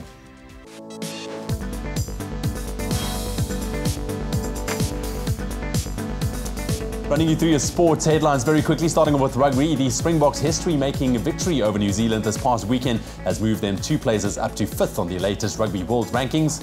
Then Banyana made light work of Malawi in their Women's CASAFA Cup match yesterday as they cruised to a 6-0 win in Port Elizabeth. And staying with soccer after a solid start to the season, Bloemfontein Celtic Steve Compella and Alfred Ndegane were named Premiership Manager and Player of the Month respectively for August.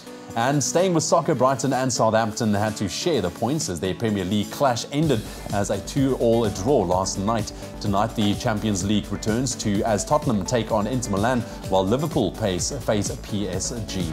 And we'll expand on those stories for one last time at the top of the hour. Right now, let's take another look at your roads and weather.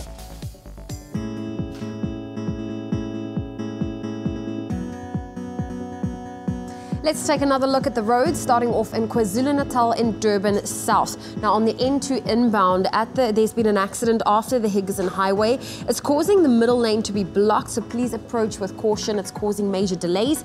And in Gauteng and Noordwijk, there's congestion on Olifantsfontein Road eastbound between the R55 and the N1. The average speed is about 10 kilometers an hour, so you can expect delays of up to half an hour. That's where we leave your roads. I'll have another update and a final one for you in half an hour. But let's take a look at what to expect in your temperatures today. Thank you to each and everyone for sending through your beautiful sunrise photos on Facebook. We want to say thank you to Mark Fabian Smith, who sent us this beautiful sunrise from Sunday's River Beach House in Eastern Cape, where warm conditions can be expected if you're that side today, with a bit of a breeze and maximum temperatures reaching 23 degrees. But looking at the rest of the temperatures, Polokwane, a low of 15, a high of 36 can be expected. Mbombela, 18:41. Pretoria, 15:35. Johannesburg, 13:32.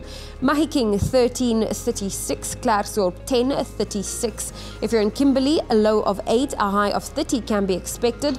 Bloemfontein, 4:28. Richards Bay, 18:26. Pietermaritzburg, 13:28. Durban, 18:23. Mthatha, 12 with a high of 30. It's partly cloudy in East London, a low of 12, a high of 22. Craddock, 5:26. Port Elizabeth, 12:21. George, 9 with a high of 19. If you're in Sutherland today, a low of 2, a high of 10 can be expected. Cape Town's expecting some rain, a low of 9, a high of 15. Worcester, 4:13. Springbok, 7:16. And Uppington, a low of 7, a high of 26 degrees Celsius.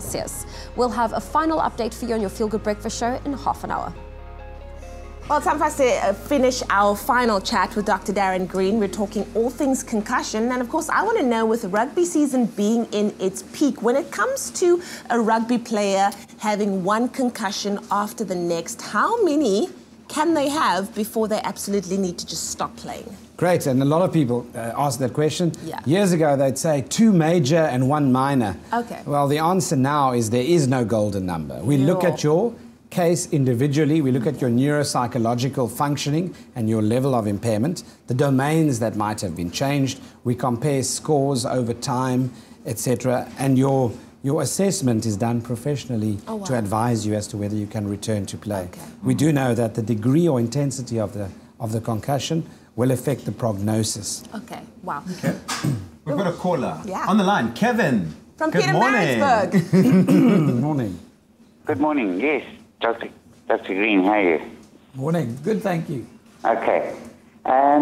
What actually happened to me in 2009/10, I had horse racing injuries from racing. Yes. And I've since been back from my MRI, and they found that there's white blotches all over the brain, and a specialist surgeon actually said that it's due to previous head injuries. Yes. I try not to take any things when I do get headaches. However, I can't do any other extra things which I used to be able to do, squash and also a bit of running and that, to keep myself as fit as possible. Mm-hmm. So I would like to find out, what are those white blotches? Because he said it's from previous head injuries.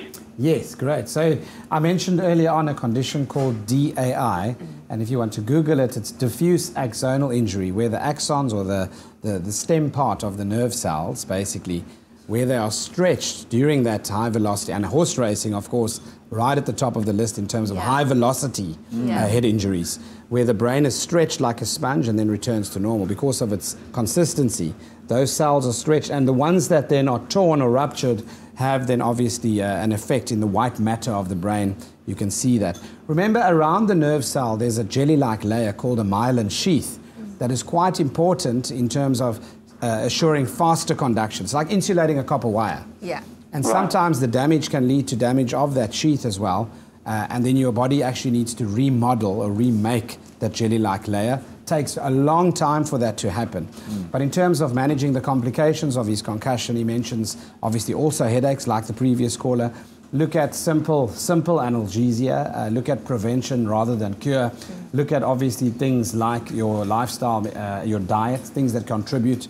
And obviously important things like sleep, the amount of alcohol we drink, all play a very big role in terms of those symptoms unmasking. So there is quite a bit you can do from a lifestyle perspective. But in terms of those white spots, normally that's the cause. Wow. And so they will go away, obviously, or not? No, you have scar tissue in the brain. What's reassuring is that the process of neuroplasticity is where the surrounding cells can actually take on some of the function that is lost by those cells. So you need to keep on working at tasks, concentration tasks, executive function, Sudoku, things that force you to develop those skills. And then those areas that were lost can actually, some of that function can be regained. Wonderful. Well, thank you so much, Kevin, for your call. Thank you so much to Leanne earlier as well. Thank you so much, Dr. Darren Green, for helping us just, find our way through this very interesting concept or the topic of concussion, because I think a lot of people are dealing with it, and of course the post kind of stress and symptoms that come with it. You're amazing. Thank you. We love you. You're welcome back anytime. Thank you. Thanks. Awesome stuff. That is our medical chat with Dr. Darren Green on this beautiful Tuesday morning. Interesting stuff indeed. Hey, the brain stretches and wow. Anyway, I'm always surprised by the knowledge of Dr. Darren Green, Phenomenal stuff. Listen, when we come back, we tackle, I think, an issue that's got me rocked a little bit. I won't lie. I think if I have to take a look at all of the different Supermans ever out there, Henry Cavill, probably the best one yet. But it's said that he might be hanging up his Superman cape. What is going on? We'll have to wait and see. Maybe JP Sebastian can shed some light on that. And also after the break, Norza, he's here. Norza, she's going to perform for us, and she is bringing another beautiful, her fusion of blues, jazz, and traditional African music. It's going to be incredible. She was so smooth early on. Right, well, as we enjoy another cup of coffee, Princess, that mine? Yes, thank you very much. We'll see you after the break. Enjoy a moment in between with McAfee. See you after the break. Voted best courier in South Africa for over 10 years, at Globeflight, our approach is to simply keep our word. When the quality of our courier service was certified ISO 9001 compliant, it only confirmed what Globeflight customers already know, that from domestic same day to international air freight, Globeflight delivers smiles 24/7, 365.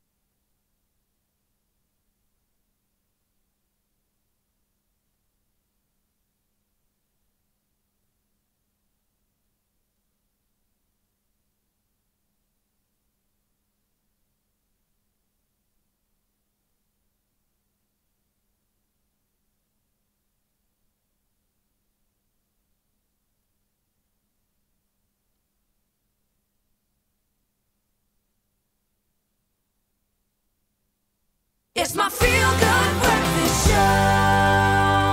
Welcome back to your Feel Good Breakfast Show. It's Expresso. Time for us to quickly find out what's happening with our international stars. Let's talk about Sean Penn. We haven't talked about Sean Penn for a while. We are doing so now. Now, he shared some controversial comments about the hashtag #MeToo movement during an interview on Monday, including the idea that the intent of the movement is to divide men and women. Now, while discussing his television debut on the new Hulu series, The First, with today's Natalie Morales, the outspoken actor responded to a question about the hashtag #MeToo movement and his show's strong female characters, which include a trio of astronauts and a fictional US president, which is set in the year 2030. While Penn's co-star, Natasha McKellen, affirmed the influence of the anti-sexual misconduct campaign, calling the lack of powerful female roles deeply disturbing. Quote, the 58-year-old actor was very quick to disagree about the movement's clout. And of course, when he was asked to elaborate on his comment, Sean Penn added and said, well, we don't know what's a fact in many of the cases. Salacious is as soon as you call something a movement that is really a series of individual accusers, victims, accusations, some of which are unfounded, he says. The spirit of much, the spirit of much of what has been the hashtag #MeToo movement is to divide men and women. So I don't know. All I'm going to say is when him and Charlize Theron were in South Africa, there were a few photos taken where he looked very aggressive with her. So I'm not surprised that he would have this stance with regards to the #MeToo movement. Yeah, I think that his remarks really do speak to his character.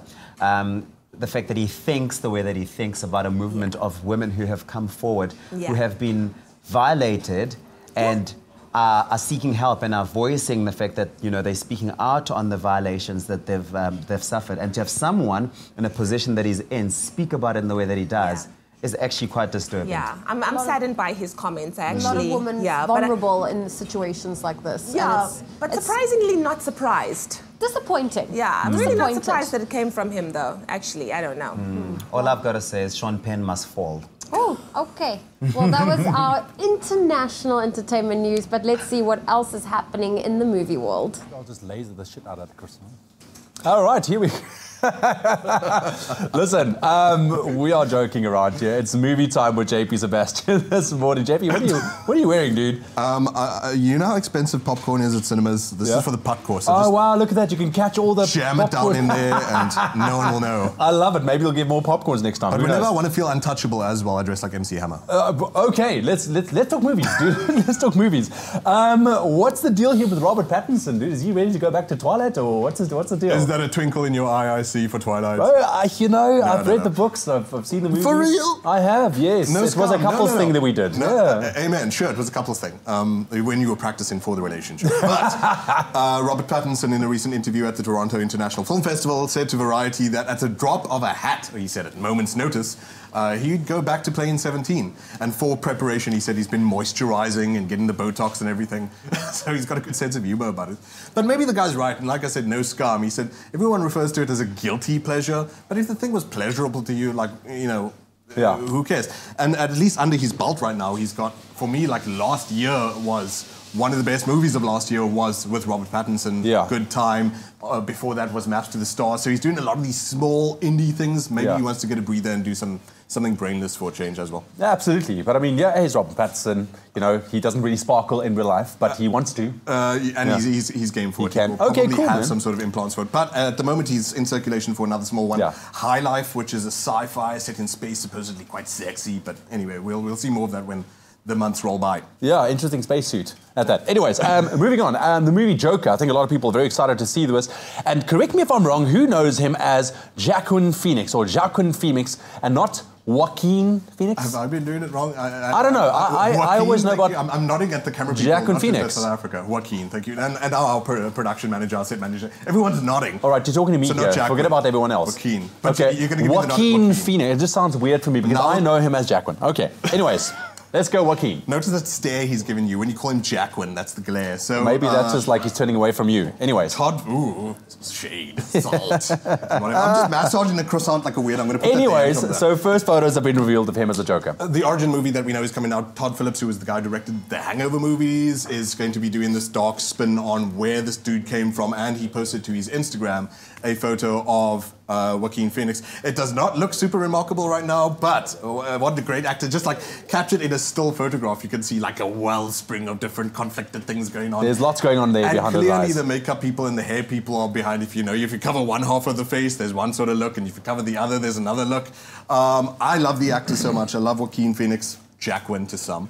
It's fine. Just keep going with your version. Whatever, man. And yeah, it's also got Robert De Niro, who's going to be starring in it. It's got Zazie Beetz, you saw her in Deadpool 2, and Mark Maron, who's a great stand-up comedian and host of WTF Pod. When is the movie coming out? We don't have a date in South Africa as of yet, but 2019, probably this is going to be like a mid-year type thing, so July, maybe next year. But what a good actor. At the moment, he's enjoying a lot of acclaim for The Sisters Brothers, which is a Western, doing the circuit, but this will be one that... and his first superhero movie, because it's like mandatory in Hollywood. Everyone has to go through the superhero recycling machine. And at least it looks like it's going to be one of these that's not necessarily worried about the overall arc, but one of those standalone type things, sort of like Logan was, you know? Yeah. But yeah, great man for the job. But let's talk about something that I really want to talk about right now. Henry Cavill, in my eyes, probably the best Superman out there, but he's apparently, reportedly, going to be hanging up his cape. What's happening, dude? Why? It's a blur. So like when a studio and when an agent are both going, now everyone slow down, slow the boats, you know, like we don't know just yet. They basically are saying we know. And after years and years and years of, I suppose, thought at how, while to average Joes like us who don't have Superman money, like these movies make a lot, to the studios they have not been as successful as they would have liked. They're not putting the blame necessarily on just him, Henry Cavill, but it looks like there's going to be an upheaval entirely of the whole DCEU universe. Yeah. So Batman might go, Wonder Woman, we don't know, but like the kind of thing with, like you might only see a new Superman 5 years from now at this rate. Exactly. But you're trying to look sort of like, oh, sad about it, but you've obviously been circulating CVs. And I have, yes, it's out there. It's out there. I'm in talks with Henry myself as well at this stage, you know, because I feel that he's got a lot of knowledge to pass on to me on how to fulfill that role. Yeah, indeed. But sure, I wouldn't want to see him or, you know, hang up the cape just yet. We usually just turn off these cameras for the therapeutic moments with you. Absolutely. Anyways, that's your movie news this morning with JP and his ridiculous pants. Thank you. My good pants. Well, from movie news to a movie opportunity giveaway, Jack Black and Kate Blanchett, they star in The House with a Clock in the Walls. It's an American fantasy film coming to cinemas just in time for the up-and-coming spooky season. Now, it's perfect for the whole family, and this spooky tale follows a young boy who goes to live with his magical uncle in a croaky old house, and he has to help him locate a clock with the power to bring about the end of the world. This house used to be owned by another warlock. He's very wicked, very powerful. He left a hidden clock in the walls. We don't know what it does, except something horrible.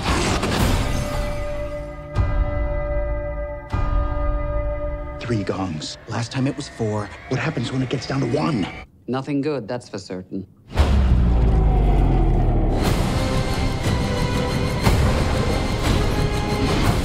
We have to destroy the clock. So creepy. You can't do this alone. I can help you. You want to see some real magic? I'll show you.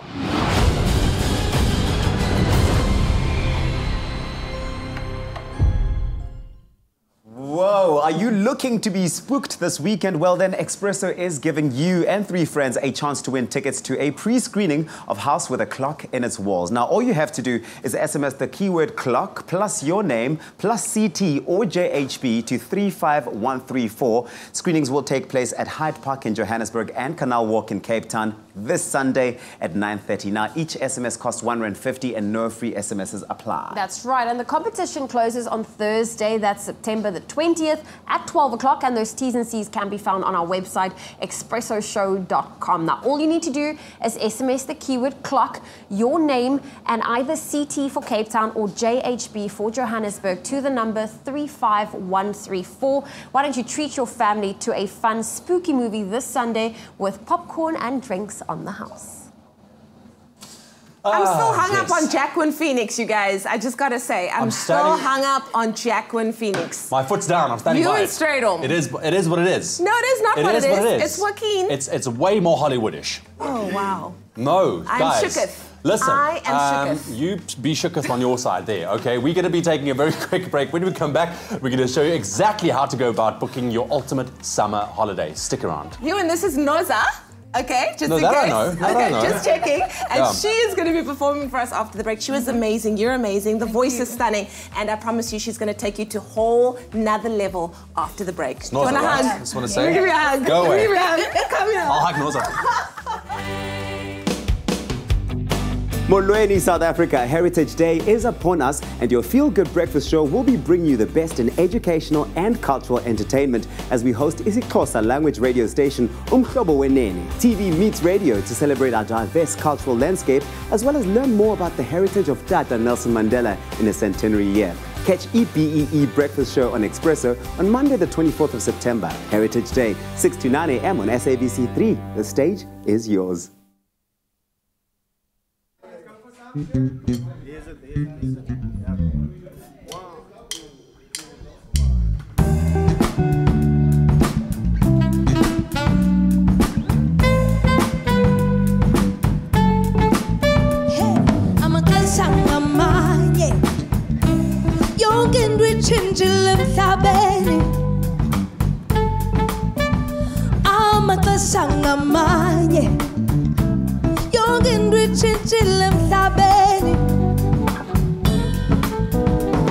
Abasali bayakhala inzalo yabimkile abasali bayakhala inzalo yabichinchile. Said times have changed, people have changed, but I still remain the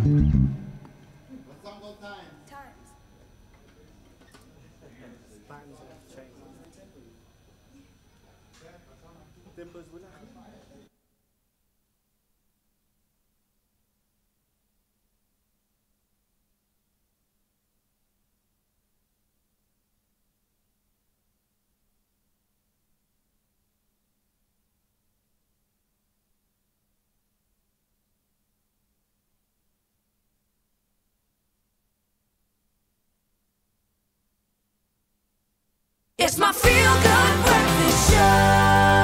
Happy birthday, a very happy birthday to you.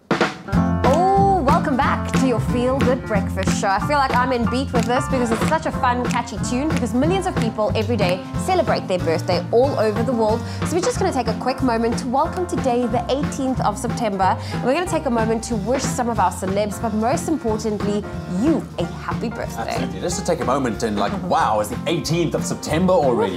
It's crazy. Anyway, celebrating her birthday today is actress Jada Pinkett Smith. Yes, star of the blockbuster films such as The Matrix and The Nutty Professor as well. She lent her voice to the Madagascar film franchise, and she also stars as Fish Money in the acclaimed Fox drama Gotham. And also celebrating his birthday today is actor James Marsden, best known for his role as Cyclops in the popular X-Men films. And he's also, starred in a number of romantic comedies, including Enchanted, 27 Dresses, and The Notebook. So happy birthday to you. Brilliant stuff. And then also, some of our viewers, Simone van Niekerk, would like to wish this wonderful girl, Ruthie, as she turns 5 years old today, a very happy birthday. Look at Ruthie. Birthday, hello. So Ruthie? Yeah.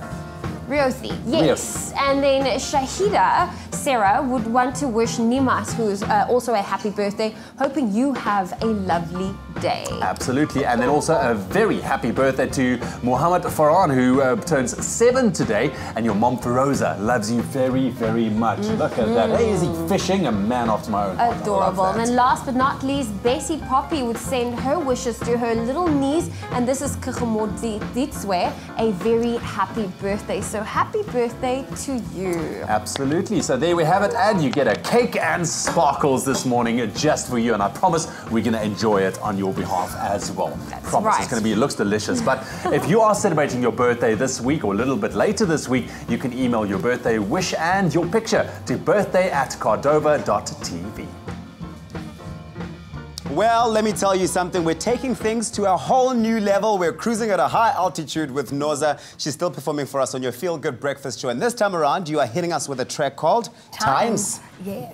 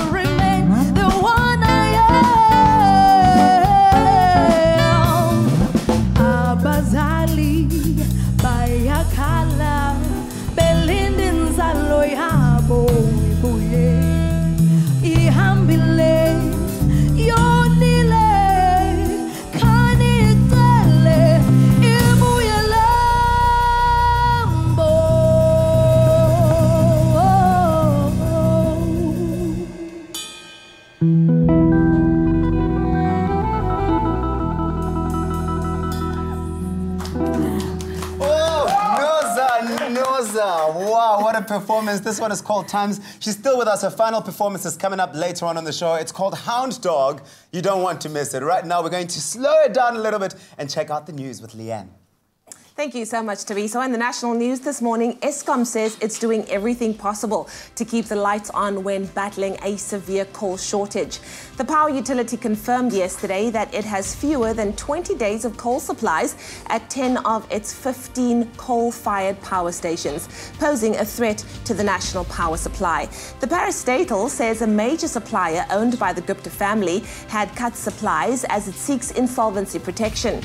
Eskom is now trying to secure new contracts with other companies. 90% of the country's power is supplied by Eskom, predominantly by burning coal. Police Minister Bheki Cele yesterday pleaded with parents to be vigilant while allowing friends or even family to have access to their children. Cele was speaking at a memorial service for murdered 9-year-old Miguel Lowe in Durban. After going missing in July, Lowe's decomposed body was found recently just a few meters from the house of the man arrested in connection with the disappearance. The suspect happens to be a family friend. The National Case Officer of Missing Children South Africa, Bianca van Aswegen, says in most cases, kidnappings are related to family members or friends. Now moving further abroad, the investigation that was launched after soccer officials of Ghana were recently filmed accepting money by investigative journalist Anas Aramayo Anas has resulted in the Referees Association of Ghana handing lifetime bans to 6 more referees in the wake of an investigation into bribery. 47 match officials have also been banned for 10 years each, while another 14 were exonerated. The world-famous anonymous investigative journalist's motto is name, shame and jail. Anas has won several awards for his journalism, and his investigative work has brought him international fame. And then finally, media in Canada have reported that Coca-Cola is in talks with Canadian cannabis producer about developing marijuana-infused beverages. Now, these would not aim to intoxicate consumers, but relieve pain. The drinks giant has declined to comment, but said in a statement that they are closely watching the growth of non-psychoactive cannabidiol as an ingredient in function wellness beverages around the world. Now, cannabidiol can help ease inflammation and pain, but has no psychoactive effect. The news comes as Canada prepares to follow certain US states in legalizing cannabis for recreational use. Well, that was your 8 o'clock news update. Here is a final look at what's happening in your world of sport with Ewan.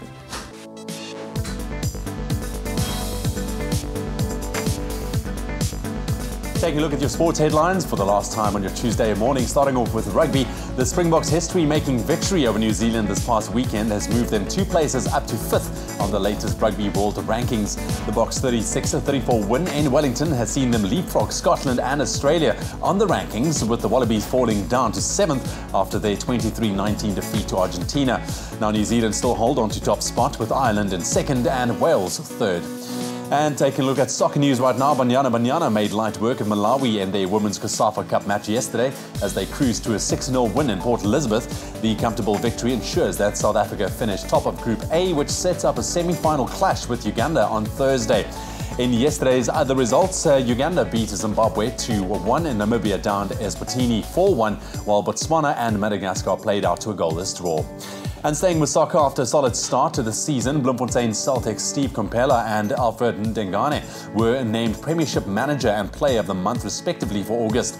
In 4 matches played last month, Celtic claimed 3 wins and a draw, scoring 7 and only conceding 2. There's a 1 Premiership game on the cards tonight as Free State Stars face Kaizer Chiefs, and that kickoff is at 7:30 p.m. And still with soccer, Brighton and Southampton had to share the points as their Premier League clash ended as a 2-2 draw last night. The game looked all but over as the Saints held a 2-0 lead, but a Shane Duffy goal in the 67th minute and a 91st minute penalty snatched a point for Brighton. A new season of Champions League football kicks off tonight as Barcelona host PSV, Tottenham take on Inter Milan, while Liverpool face PSG. And that's where we leave your sport on your Tuesday morning.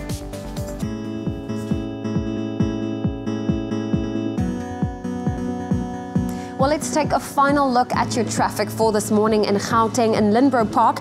Now, there's on the M3 northbound, there's a multi-vehicle accident. It's after London Road, causing the right lane to be blocked. And then just further down on the M3 westbound, there's another accident. It's after the Pavilion interchange, causing delays from Pinetown. That right lane has been blocked, so please approach with caution. That's where I leave your traffic this morning. Don't fear the flu. Boost your immune system with Effaflu-C Immune Booster by Pharmadynamics. Effective, affordable healthcare. Thank you for sending through those beautiful sunrise photos. You can continue to do so on our Expresso Facebook page. But thank you to Navi Chowti for your beautiful picture from Park Areni in KwaZulu-Natal. Pastel Guy, your sunrise picture taken from Heberdean, as well as Barbara Ann for your orange skyline sent from Roy Els. And last but not least, Mark Fabian Smith for your beautiful sunrise from Sunday's River Beach House in the Eastern Cape. Thank you to each and everyone for sending through those beautiful sunrise photos. But let's take a final look at the weather. In Polokwane, your minimum for today is 15 degrees, your maximum 36. Mbombela 18.41, Pretoria 15.35, Johannesburg 13.32, Mahikeng 13 with a high of 36, Klerksdorp 10.36, Kimberley 8 with a high of 30. If you're in Bloemfontein today, a low of 4 can be expected, a high of 28, Richards Bay 18.26, Pietermaritzburg 13.28, Durban 18.23. If you're in Mthatha today, a low of 12 can be expected with sunny conditions reaching a high of 30. East London 12 with a high of 22. Cradock 5.26. Port Elizabeth 12 with a high of 21. George 9 with a high of 18. Sutherland 2 with a high of 10. Cape Town 9.15. Worcester 4.13. Springbok 7.16. And Uppington, a low of 7 and a high of 26 degrees Celsius can be expected for today. Now that's where we leave your weather on your Feel Good Breakfast Show. Now, we've asked you to send us your sunrise pictures and show us what you wake up to, and we love receiving these pictures. Thank you so much for sending them through on our Facebook page. Now, here's one from Naledi Maine Lizelle from Botshabelo in Bloemfontein. I really do hope you get some sun at some point today. Here's one from Barbara Ann Hall, Constantia. What a beautiful, beautiful sunrise there. As well as Fatha Khan in Durban. Ah, look at that sun just sneaking in there. And I love your pot plant. Absolutely amazing stuff. Ntokozo Theo Makatini in Johannesburg has sent us this very dramatic sky. Look at that, it's just so beautiful in true Johannesburg style, the drama and the effect. Londi Ladim from eThekwini. Oh, look at that, not looking too good for Durban's playground or South Africa's playground today, but I do hope you get some sun. Thank you so much for sending those pictures through. Why don't you head on off to our Facebook page and show us what you wake up to. Hashtag Expresso Show. We were all busy singing, yeah, we're all going on a summer holiday. I shouldn't sing right now, I really shouldn't. Well, maybe you need some help planning that summer holiday. That's where we have Laurie from Travel Start. She's joining us for this Travel Tuesday chat. Make the most out of your summer. Man, I can do with a little bit of a summer break. And then after traveling around South Africa and traveling around the globe as well, we're jumping into the kitchen with a lactose-free Cape Malay bobotie recipe. Yes, heritage food at its best after the break.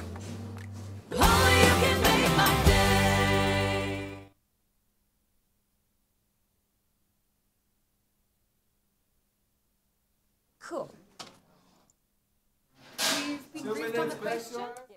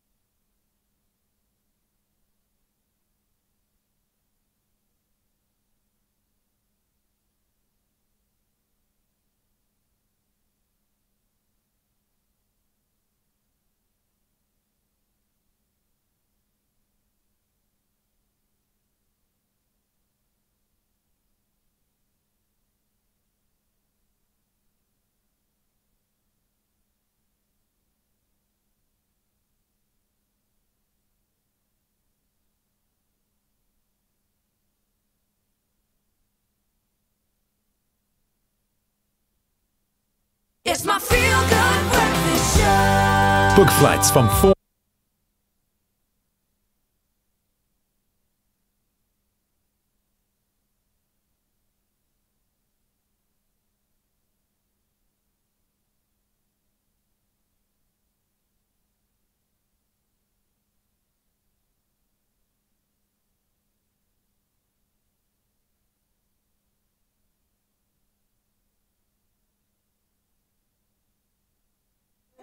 Joke break. Cool. And then we'll move abroad.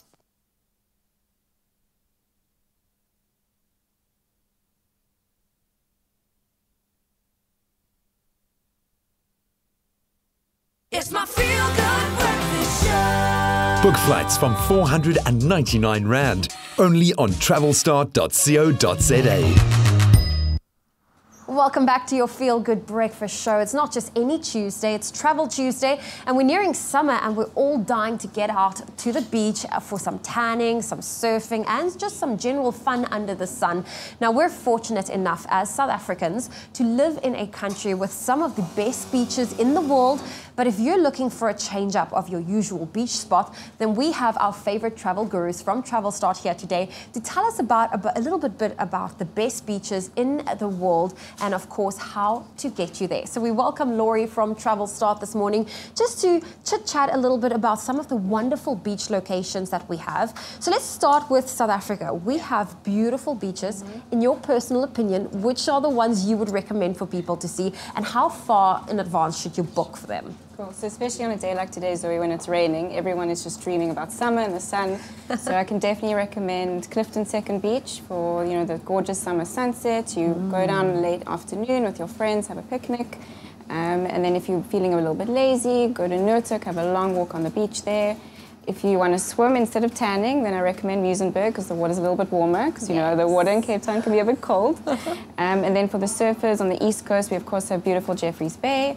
And then actually up the west coast, about 2 hours from Cape Town, we have Elands Bay, which apparently has the best left-handed break, so I've heard, in the African continent. Okay. And then we always recommend to book as far in advance as possible because that way you'll get the best bang for your buck.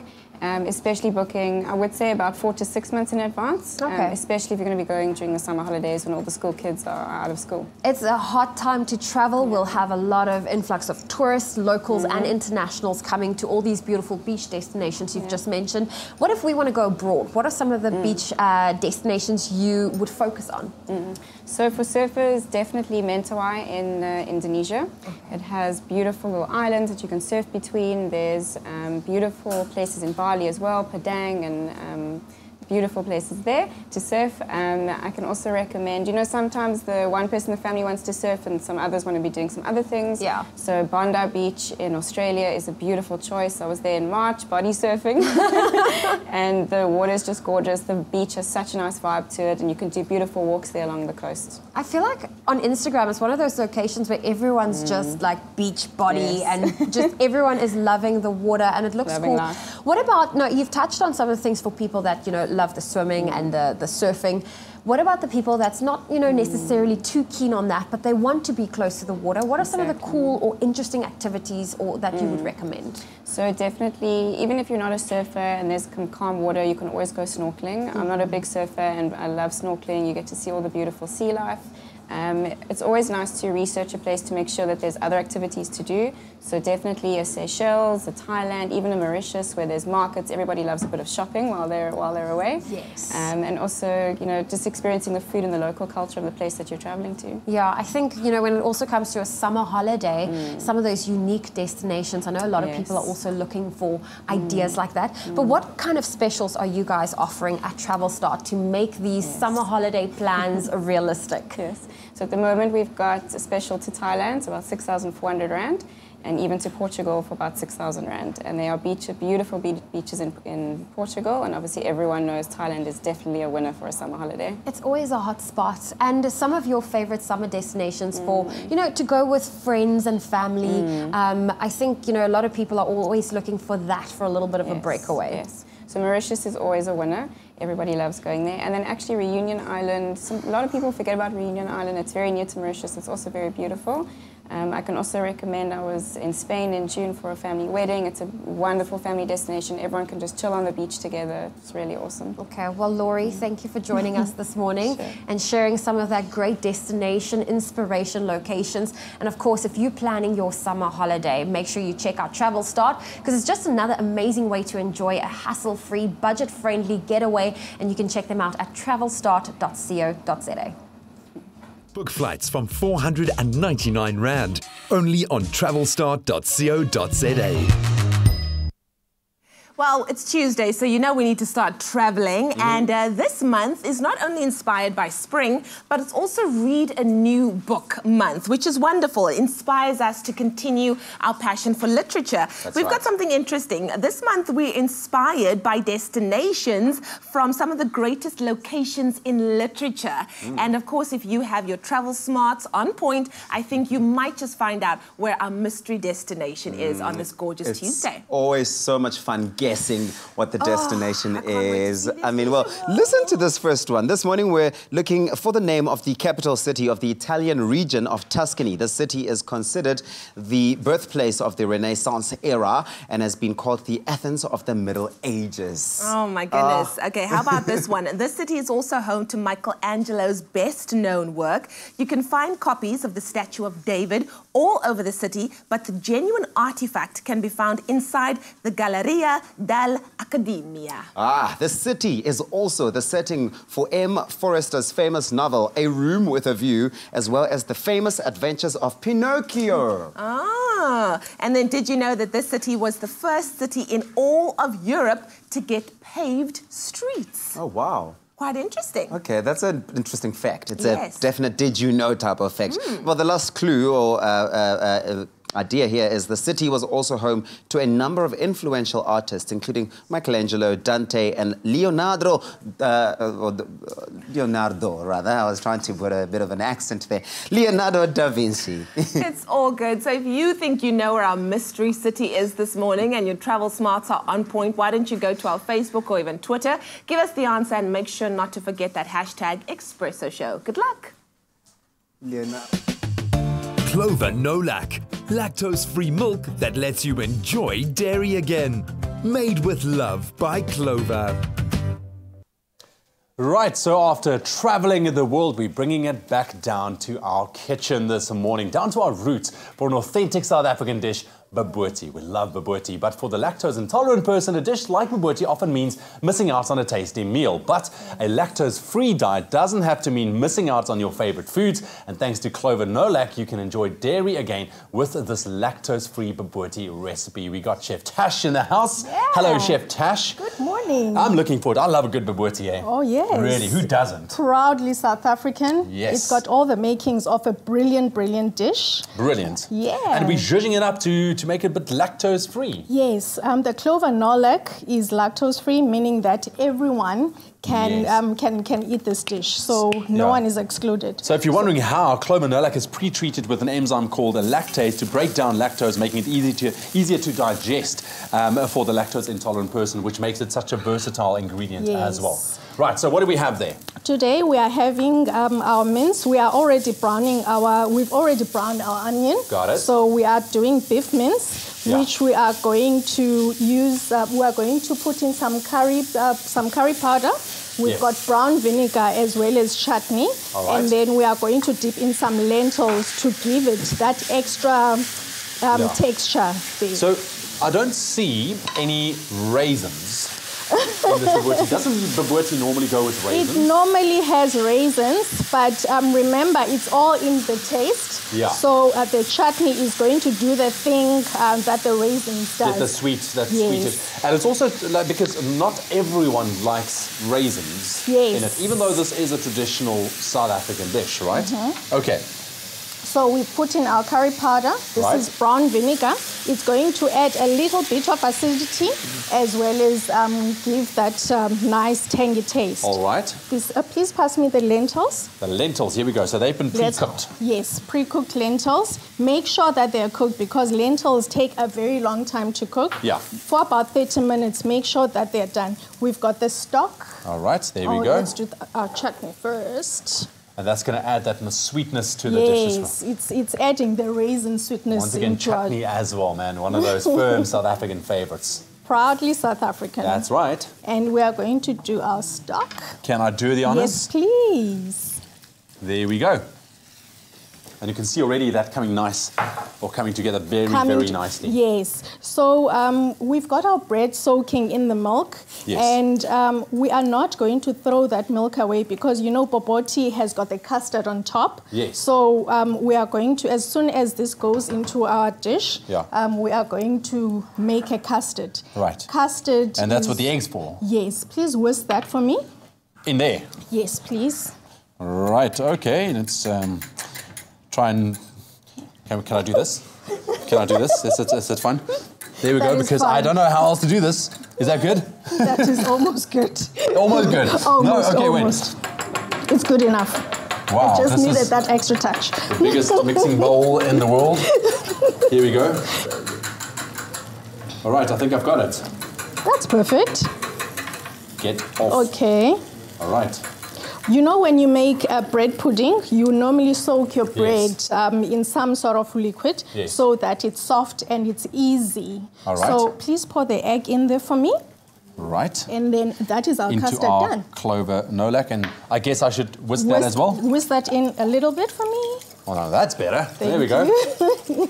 Okay, well, if you want to get your hands on the recipe to our lactose-free bobotie this morning, you can just SMS the keyword Clover to 33728. That's Clover to 33728 to get your hands on this delicious recipe. Okay. We are quickly incorporating our bread into our mince and lentil mixture. All right. And we are going to lay it on our oven-proof dish. Yes. As soon as we do that, we are going to put our pour our custard on top. Forgive me, that's going to go into the oven as well, eh? Yes. So, all right. Your oven must always be, well, on average, when you're baking or when you're doing anything, it should be on average about 180 degrees. And then until the custard is done, because this is already cooked, you don't want to. Exactly. Yes. You don't want to overcook it too much. Now, the keyword is Clover. SMS that to 33728 to get your hands on the recipe. Check it out on our website as well, expressoshow.com. We're going to get this into the oven in just a sec. But if you've missed any of the steps, here's a quick look again. For the lactose-intolerant person, an authentic South African dish like bobotie often means missing out on a tasty meal. But a lactose-free diet doesn't have to mean missing out on any of your favorite foods. Thanks to Clover Nolak, you can enjoy dairy again with this lactose-free bobotie recipe. For this recipe, you'll need 1 cup of Clover Nolak lactose-free fresh milk, 500 grams of lean beef mince, 2 slices of white bread, 1 onion finely chopped, 1 egg, a half a cup of cooked brown lentils, a half a cup of beef stock, 1.5 teaspoon curry powder, 2 garlic cloves minced, 1 tablespoon olive pride, a blend of seed oils and extra virgin olive oil, 1 tablespoon fruit chutney, 1 tablespoon brown vinegar, salt and pepper. Add the bread and Clover Nolak lactose-free fresh milk to a mixing bowl. Allow the bread to soak. Bring a non-stick pan to a medium-high heat. Add a touch of pride and the onion. Allow to saute for 3 to 4 minutes until golden brown. Add the lean beef mince and allow to cook for 4 to 5 minutes until golden brown. Add the cooked brown lentils and season with salt and pepper. Add garlic and curry powder and saute for another 1 to 2 minutes. Then add the fruit chutney, brown vinegar and beef stock and allow to reduce until the sauce thickens slightly. Squeeze the Clover Nolak lactose-free fresh milk from the bread slices. Add the bread into the mince mixture and mix it through to combine. Next, add the egg into the rest of the Clover Nolak lactose-free fresh milk and whisk to combine. Add the mince mixture to an oven-proof dish and pour the egg mixture over the mince and place into an oven to bake at 180 degrees Celsius for 40 to 45 minutes until the egg mixture has set. Serve with fruit chutney and enjoy this delicious lactose-free dish. With calcium and vitamin D, which are nutrients known to be lacking in the diet of a lactose-intolerant person, this recipe is sure to please your guests. Made with love by Clover. And there you have it. The keyword is Clover for our delicious bobotie. SMS that to 33728. Using Clover's no-lac milk, making it the perfect option if you are lactose intolerant but still want to enjoy that bobotie as well. So here we have the one that we prepared, so and the custard, and the egg is in there as well. So do we just kind of throw that over there? Please pour that over. What I do is I pour it over a spoon so that it doesn't Look at us. Look at us. Okay. Just like that. How beautiful does that look? It smells amazing. And that just goes into the oven up until it comes out nice and brown and cooked. Hey? And you can garnish that or make it lovely with the bay leaves. Yes. And then the bay leaves actually add some flavor onto your bobotie. Ah, such an earthy meal, and I love it. Proudly South Chef African. Tash, thank you very much for showing us how to make this delicious lactose-free bobotie this morning. The keyword is Clover. SMS that to 33728, as I've mentioned as well. Check it out on our website, expressoshow.com. Clover No-Lac, lactose-free milk that lets you enjoy dairy again. Made with love by Clover. From a delicious bobotie, we now continue to showcase our heritage with uniquely South African dishes. Potjiekos has been part of our South African culture for centuries, and to celebrate Heritage Month, the Afternoon Express is cooking up a storm with a delicious spicy lamb potjie recipe served with a side of veggie mash. Now you can get in on the action. Make sure you get your cast iron pots ready and cook along with the Afternoon Express team today. That's at 4:30 p.m. on SABC3. Oh, well, still to come on your Feel Good Breakfast show. Just because the show is heading towards the end doesn't mean we're ending the entertainment. We are bringing you the fact that the search for the next Miss Grace South Africa is currently on. More details after the break. That's right. Staying with our amazing women in South Africa, the province of KwaZulu-Natal has been doing amazing work highlighting all the women in tourism. So stay tuned to find out all about that.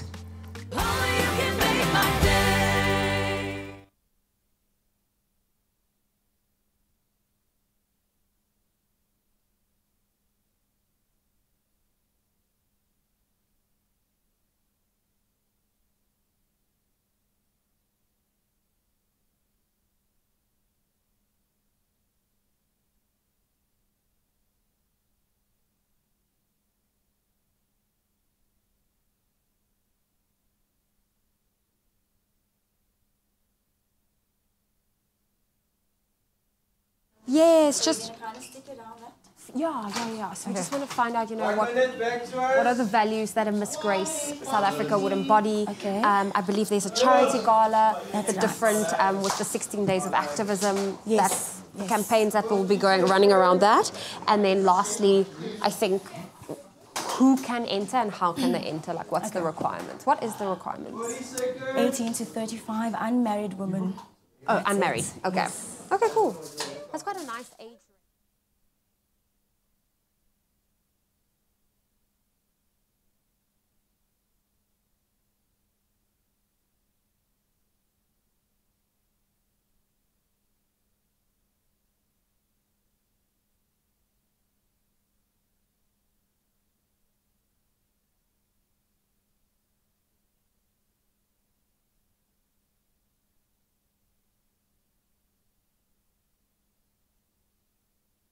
It's my Feel Good Breakfast Show.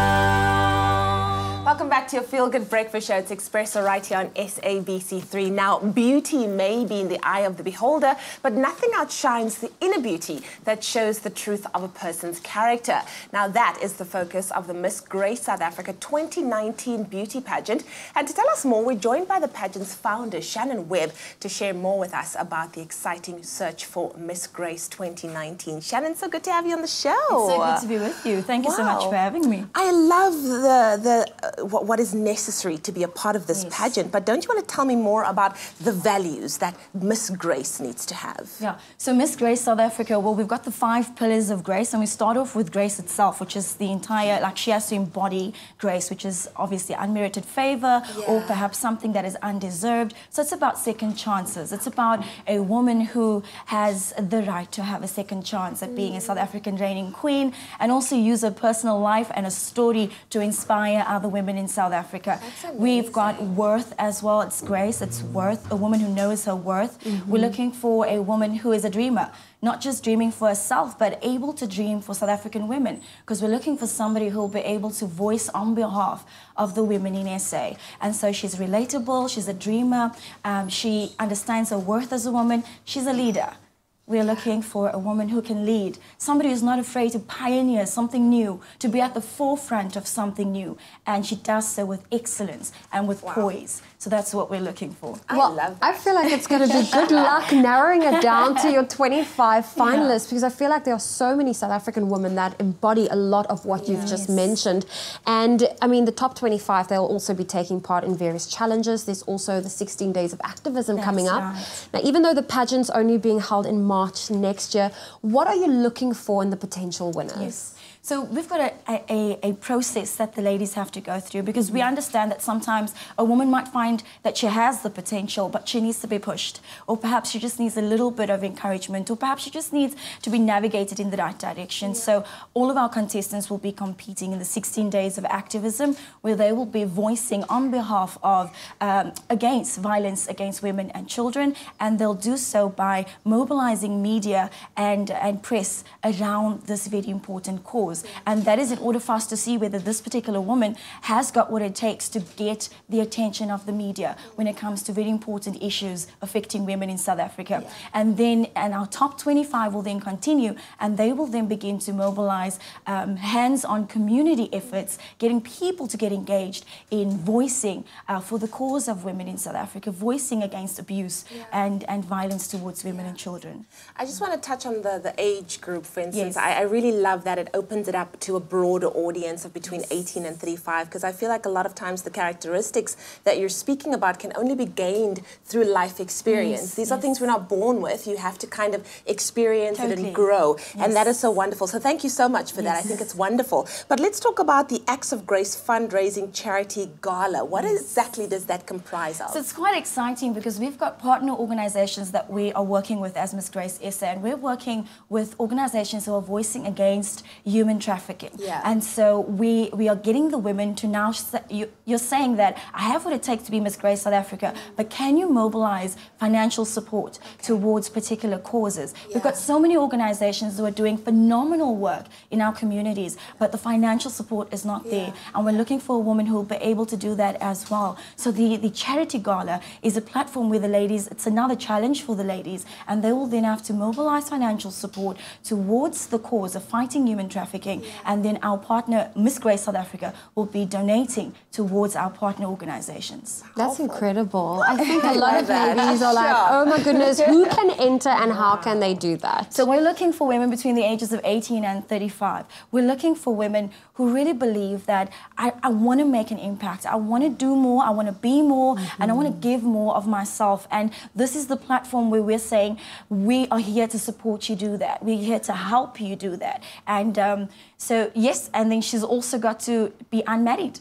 That's just it. Unmarried between 18 and 35 with a passion to make a difference, and also love beauty and voicing for the cause of women and womanhood. Awesome. So they can enter at, is it missgracesa.com? That's where they can do their entries. So they can enter online, www.missgracesa.com, and they can also follow us on Facebook. They can follow us on Instagram. We've got quite a few entrants from across South Africa. We've got girls entering from all over our country, and we're just excited to see that women are actually taking the step. They're actually making the move, and they're saying, yes, I'm going to do it. I'm going to be brave enough to do this. So Thank you, Shannon. Thank you so much for joining us this morning. And there you have it. If you think you are eligible to be the new Miss Grace South Africa 2019, then head on over to missgracesa.com for more information and become part of the network of women who embody the grace of being a queen. Oh, just look at this weather. We love it. It just started raining in the mother city. And we love phenomenal. it. We love it. Playing in the rain, singing in the rain. Listen, on to something truly inspirational right now, I think. Although we wrapped up Women's Month, we never tire of just focusing on incredible, phenomenal women standing tall and proud in the world around us. That's right. Up next, we check out what the province of KwaZulu-Natal is doing to promote women in business. The The who's who of women in business recently flocked to Durban Hilton Hotel for the Trade and Investment KwaZulu-Natal Women in Dialogue Breakfast. This is our inaugural, to make it sound very important because it is, Women in Business Dialogue. We're launching it today. But we don't want it to be a once-off. This is something that should become an annual event on our calendar. I think what we want to say to women, you are already such an important part of our economy. Women should take that big step, should take that plunge. Trade and Investment KwaZulu-Natal links opportunities to the development needs of the local community, ensuring easy access to investment and export opportunities. The role that these promotion agencies play is critical. The importance of today is on looking at, experiences that we all share. Tech was really instrumental in the beginning at the research phase of the business. So being the only strawberry farm in the north coast of KwaZulu-Natal, a lot of research had to be done, and Tech was really there to hold our hands when we did the research. I'm hoping to network with dynamic businesswomen in KZN and share commonalities of business. What I do is help women really come into knowing who they are, be confident in who they are first, discovering their purpose before they can really establish a business and tell their story to the world. I run Bloom Inside Out to support women, hold their hand, capacitate them, and really celebrate their strides every day. The Trade and Investment KZN Women's Breakfast has been inspirational. To be able to rub shoulders with businesswomen of this caliber and profile and to hear their inspiring stories, I can't even say, it's just motivated me to go to the next level. I'm so happy about what happened here today. We were not anticipating this kind of an engagement, but it's been practical. And I believe that the ladies have got a lot of homework to do, from going back to making sure that they rewrite their business plans if they have to, finding themselves, finding their purpose, and we hope that it will grow as we plan for this to be an annual event. The dialogue included a panel discussion centered around the theme "It's Our Time," which was targeted at both existing and prospective women in business. We really and truly want people to explore the possibilities in our different municipalities, our different districts in the province. We then tell investors about our strengths, what we are about as a province, where the investment opportunities are. Domestically, we have the task of growing our businesses in KwaZulu-Natal. Our strengths lie, I think, first and foremost in our location. We've got the longest coastline of all the provinces, two major ports, the Durban port and the Richards Bay, and of course, nicely between the two, you've got King Shaka Airport, which now can land any size plane. Durban Trade Port is linked to our airport, and we intend developing a whole aerotropolis around that precinct. It's a special economic zone. It comes with economic incentives. It comes with benefits for investors. We've got a very good road network. We're busy even upgrading that already good road network. So major corridors from Durban straight to Gauteng, the N3, the other major corridor all along the coast, the N2 and so on. We've got a young population. We've got a very vibrant population. We've got wonderful lifestyle because of our temperature. We have got 2 World Heritage Sites in our province. We have a relatively high rainfall, fertile soil, very good agricultural potential, agri-processing. There's a lot of interest in that. And then coming back to Durban, a major economic and commercial hub with manufacturing. We've got the motor industry here, and we want to grow the manufacturing sector. We are very clear on one thing, and that is that our local people must benefit. Affirming their commitment to job creation, Trade and Investment KwaZulu-Natal continues to work closely with strategic partners to identify and package the wealth of investment opportunities in KwaZulu-Natal.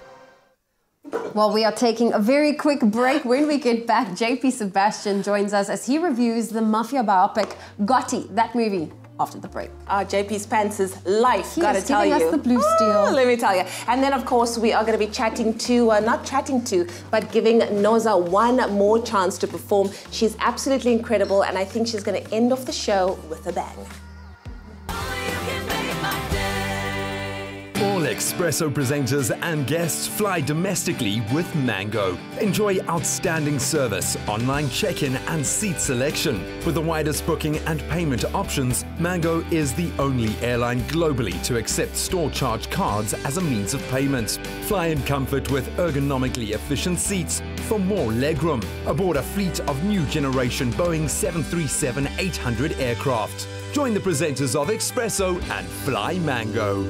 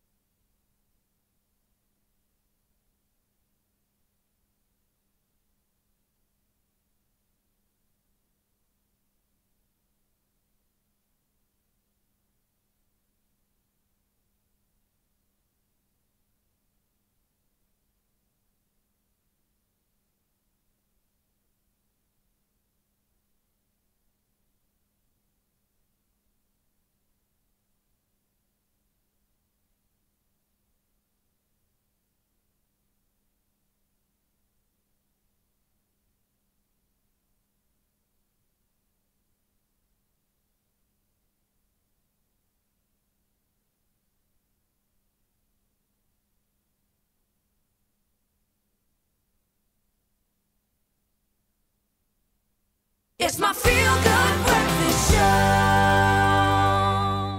Welcome back as you tune into your Feel Good Breakfast Show Expresso right here on SABC 3. JP Sebastian, aka Aladdin, joining us on the show this morning. Dude, I'm going to out you. JP just ripped his pants just before. It wouldn't be the most embarrassing thing I've done in South African TV. Hey, Aladdin, where'd you rip your pants, bro? In the most inopportune place you can imagine. Really. Is that where you store your magic lamp? Yeah, let's call it that. Give it a good rub, you get 3 wishes. Listen, dude, let's get into some movies right now. I know it's nice and early in the week.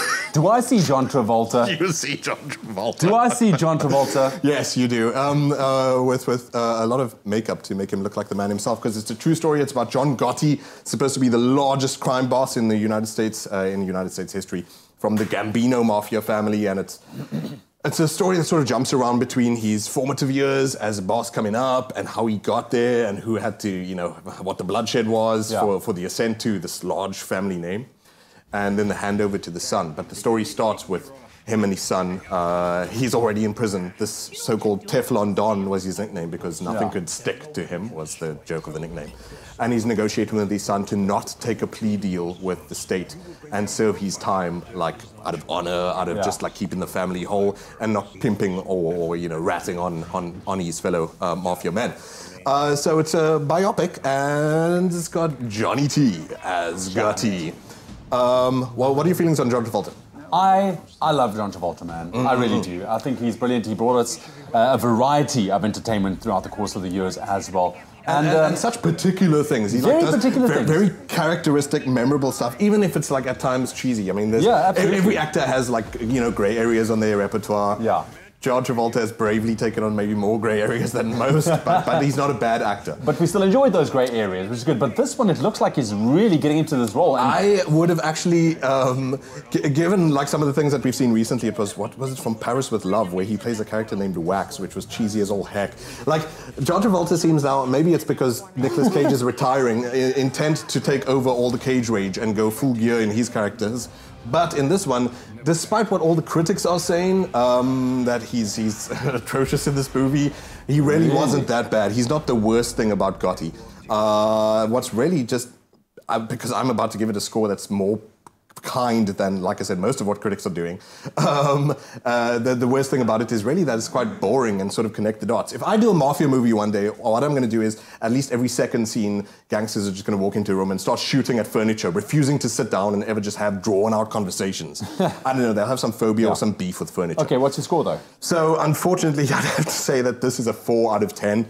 You know, for someone who's like the largest gang boss, and like I said, that's kind compared to the rest of critics out there. Really? September, you must know, in the industry speak in film, is referred to as a dump month. A dump month. This is where movies, like after people have spent their holiday money, they're just like, maybe we're going to see, maybe Gotti, maybe we won't. Yeah. But unfortunately, wasn't even just like enjoyable as him going high gear. He doesn't do badly, but it's totally droog. All right, listen, do we have another one to talk about? Verdict. Is that what we're talking about? No? What? No? Another movie? Is that it? Is that it? Oh, I'd happily talk about another movie other than Gotti, but no. Oh, really? That would be All right. Well, that's it for John Travolta, though. Look, I'm happy to see him back on the screen. I really am. Like, I'm a fan of his. And there was that one. Was it The People versus O.J. Simpson? There was a series that he was in recently where people were like, "Wow, this is a re-emergence. This is a renaissance for John Travolta." Maybe maybe he'll walk this off, lick his wounds, and I'm sure he will. He hasn't been in bad things in the past. And like I'm saying, the critics, I think they've been unnecessarily harsh. He's not the worst aspect of John Gotti, of the Gotti story by a stretch. It's just really dry. Awesome. Well, JP, thank you very much, man, to you and your pants for coming through this morning. Really appreciated that, your movie news and your movie reviews here on Your Feel Good Breakfast Show. Well, now that we've got you wanting to rush off to the cinema, listen to this one. Jack Black and Cate Blanchett star in The House with a Clock in Its Walls. It's an American fantasy film coming to cinemas just in time for the upcoming spooky season. It's perfect for the whole family, and this spooky tale follows a young boy who goes to live with his magical uncle, in a creaky old house and has to help him locate a clock with the power to bring about the end of the world. This house used to be owned by another warlock. He's very wicked, very powerful. He left a hidden clock in the walls. We don't know what it does, except something horrible.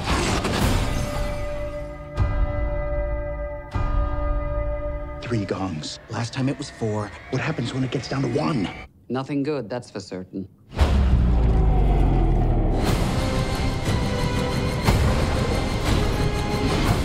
We have to destroy the clock.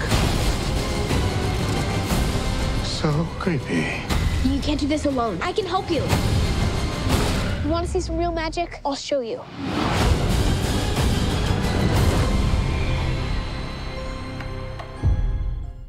Now we're asking you, are you looking to be spooked this weekend? Expresso will be giving you and 3 friends a chance to win tickets to a pre-screening of House with a Clock in Its Walls. Now all you need to do is SMS the keyword clock and your name and CT for Cape Town or JHB for Johannesburg to the number 35134. Screenings will take place at Hyde Park in Johannesburg and in Canal Walk in Cape Town. And that's all taking place this Sunday at 9:30. Correct. Each SMS will cost you R1.50. No free SMSs apply. And the competition closes on Thursday, September the 20th at 12 o'clock. And T's and C's can be found on expressoshow.com. That's SMS, the keyword clock, your name, CT or JHB to 35134. Treat your family to a fun, spooky movie this Sunday with some popcorn and drinks on the house.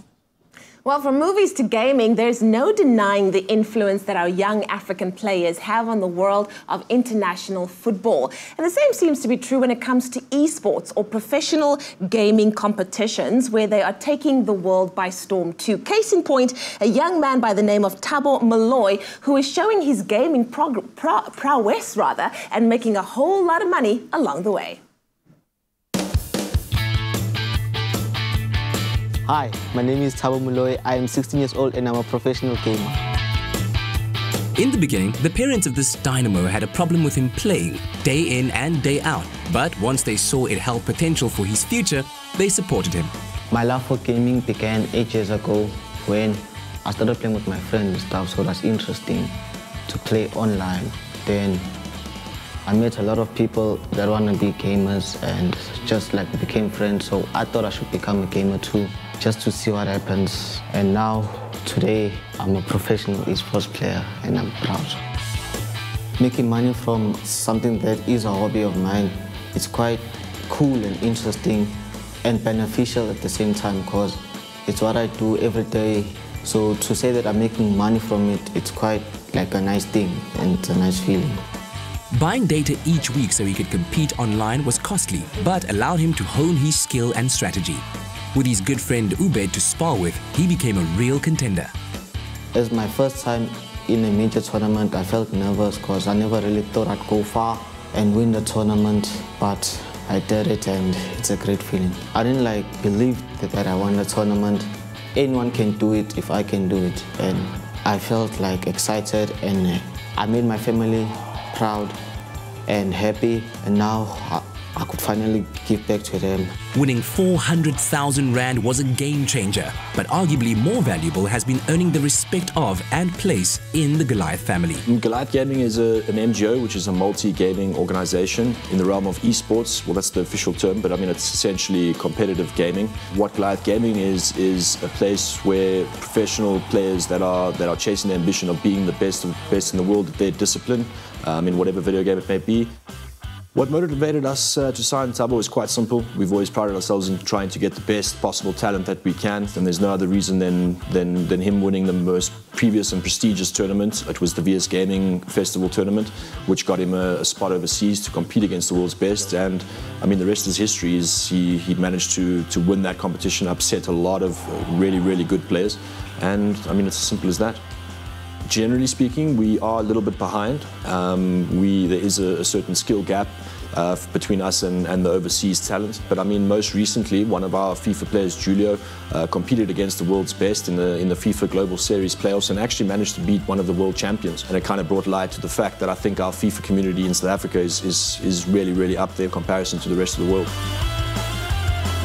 What motivated me to pursue a career in esports is basically my love and my passion for football. I play real football, so just to do that on the virtual side of things and to compete against top players and to use or to control these virtual players is just outstanding because the love of the game will always be there. The journey has been absolutely amazing. I think to be included in a family like Goliath Gaming is something special and completely unique. I've been overseas and I've qualified. I've been top 15 in the world, qualified for Amsterdam where I've played in the Global Series playoff, the FIFA World Cup. I beat the two-time world champion. That for me is something absolutely amazing. It's just something that I cannot explain. My training routine usually consists of playing top players in South Africa. So we train each other skills and tricks on how to get better at the game so that one day when we face the top players, we know what to do. My goals is to finish school and finish my university and become an IT specialist, and maybe one day I could win the World Cup. To the names Khadebe, McCarthy, Weir and Drogba, another kind of African footballing legend may soon be added. Oh, well, Ewan Stradom has been busy cooking up a storm in the kitchen, and it's time for us to recap on some of the recipes. And in case you missed them, go through exactly what it is that he made and how you can make. Look, this is so easy. I mean, the recipe that we've made is delicious for one. This is the vegetable and steak kebabs we made this morning. Perfect for Heritage Day, Braai Day. That's definitely in there. We got some broccoli on there, some peppers as well, and some steak, some beautiful mushrooms that we got from Woolworths as well. So if you want to make this for Braai Day, maybe put it in your Braai Day recipe. The keyword is Woolworths. SMS that to 33728. You're going to have to taste that and tell me how it is, because I'm eyeing the boboti, which you also made. Oh, so good. The broccoli. Broccoli, steak, everything. I just put one thing in my mouth. But you also did make some boboti, and I have to be honest, I have to confess, I've never tried boboti. I've never had it before, so this is going to be quite interesting for me to dig into. You made this with clover, made with love by Clover. So basically, That's a lactose intolerant, perfect dish for a lactose intolerant person. Yes, yes, you can get the spices, the curry, everything in there. Chef Tash did a very good job. And of course, with that iconic chutney that goes in there as well is amazing. The keyword is Clover for this one. If you want to get your hands on the recipe, SMS that to 33728. But alternatively, all the recipes will be on our website, expressoshow.com. Good, And I think this is absolutely perfect, especially when you are experiencing weather like what we're experiencing in Cape Town today. You want a nice warm meal, and I think this is just the ideal meal. SMS Clover to 33728. There we go. Did you hear that? Oh, no. Oh, well, we are taking the quickest of breaks because we have to end off your Tuesday morning on the best note possible. Noza is here with another performance. That's coming up after the break.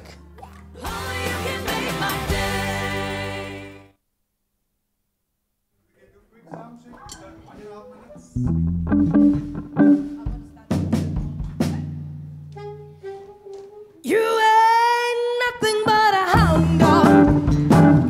You're snooping around the door.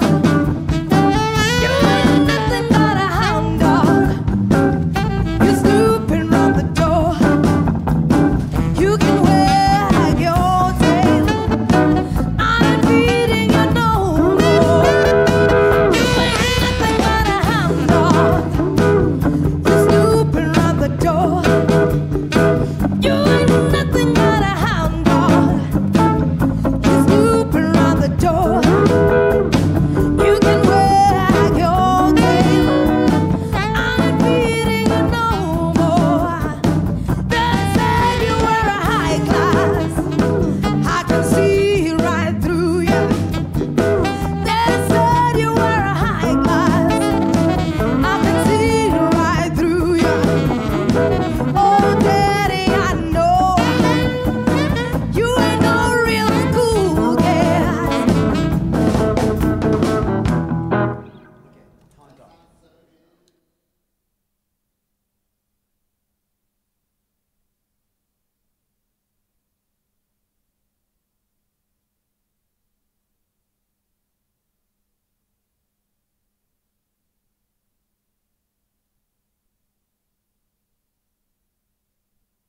It's my feel-good breakfast show. Well, you're still with your Feel Good Breakfast Show Expresso on a Tuesday. It's a nice serving of awesomeness for it. Noza is with us in studio, has been giving us amazing performances the whole morning. And right now, you're about to almost sort of sign us off the show with your final performance. It's a song by Big Mama Thornton, which I absolutely love, which you have fallen in love with. I fell in love with it a long time ago. Hound Dog. Hound Dog. Do you want to take us away? Yeah. Do it. Thank you. You ain't nothing but a hound dog. You're snooping around the door. You ain't nothing but a hound dog. You're snooping around the door. You can wag your tail. I'm feeding you no more. You ain't nothing but a hound dog. You're snooping around the